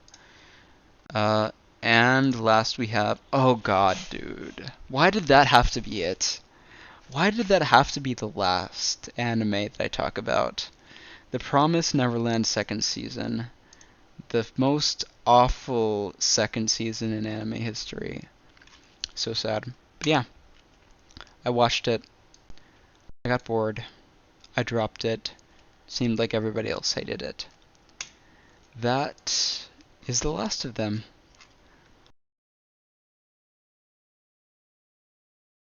I don't know. Part of me just wants to keep scrolling through these to see if there's anything I missed. Oh, I've watched Hyoka. Okay, there's actually a few I'm missing. So no, the video's not over yet. It's not over yet. For some reason, I like talking about anime for 3 hours in a row. What else? Is that it? Oh, I've watched Usagi Drop. Let's see. Anything I neglected talking about? Not really. Okay, let's talk about this too. I think I'll talk about Usagi Drop first. So I'm currently watching Usagi Drop. I think it's cute. The reason why I started watching it is I have a younger sister, like 8 years old. I think she's really cute, and we get along together. And so I figured that I would like this because it's kind of about like a, well, this guy's a little older than I am, but it's kind of like a similar story. It's an older guy taking care of a little girl. And I don't know, it's kind of cute, I guess. I don't know what else to say about it. It's not that exciting. It's not something that's going to, I don't know, fire you up or whatever, but it's something that's cute. You could watch to pass the time, I guess. Hyoka. This is the last one. Hyoka, I've actually watched this I've tried to watch it several times. It's about this super smart detective who's paired up with, it's not a sister. I guess it's somebody else then. But yeah, it's about this little detective kid who solves mysteries around the school. And he's really lazy. Yeah, I remember that he's really lazy. The actual anime looks really good. But I don't know. I thought it was kind of boring. Let me actually read the description.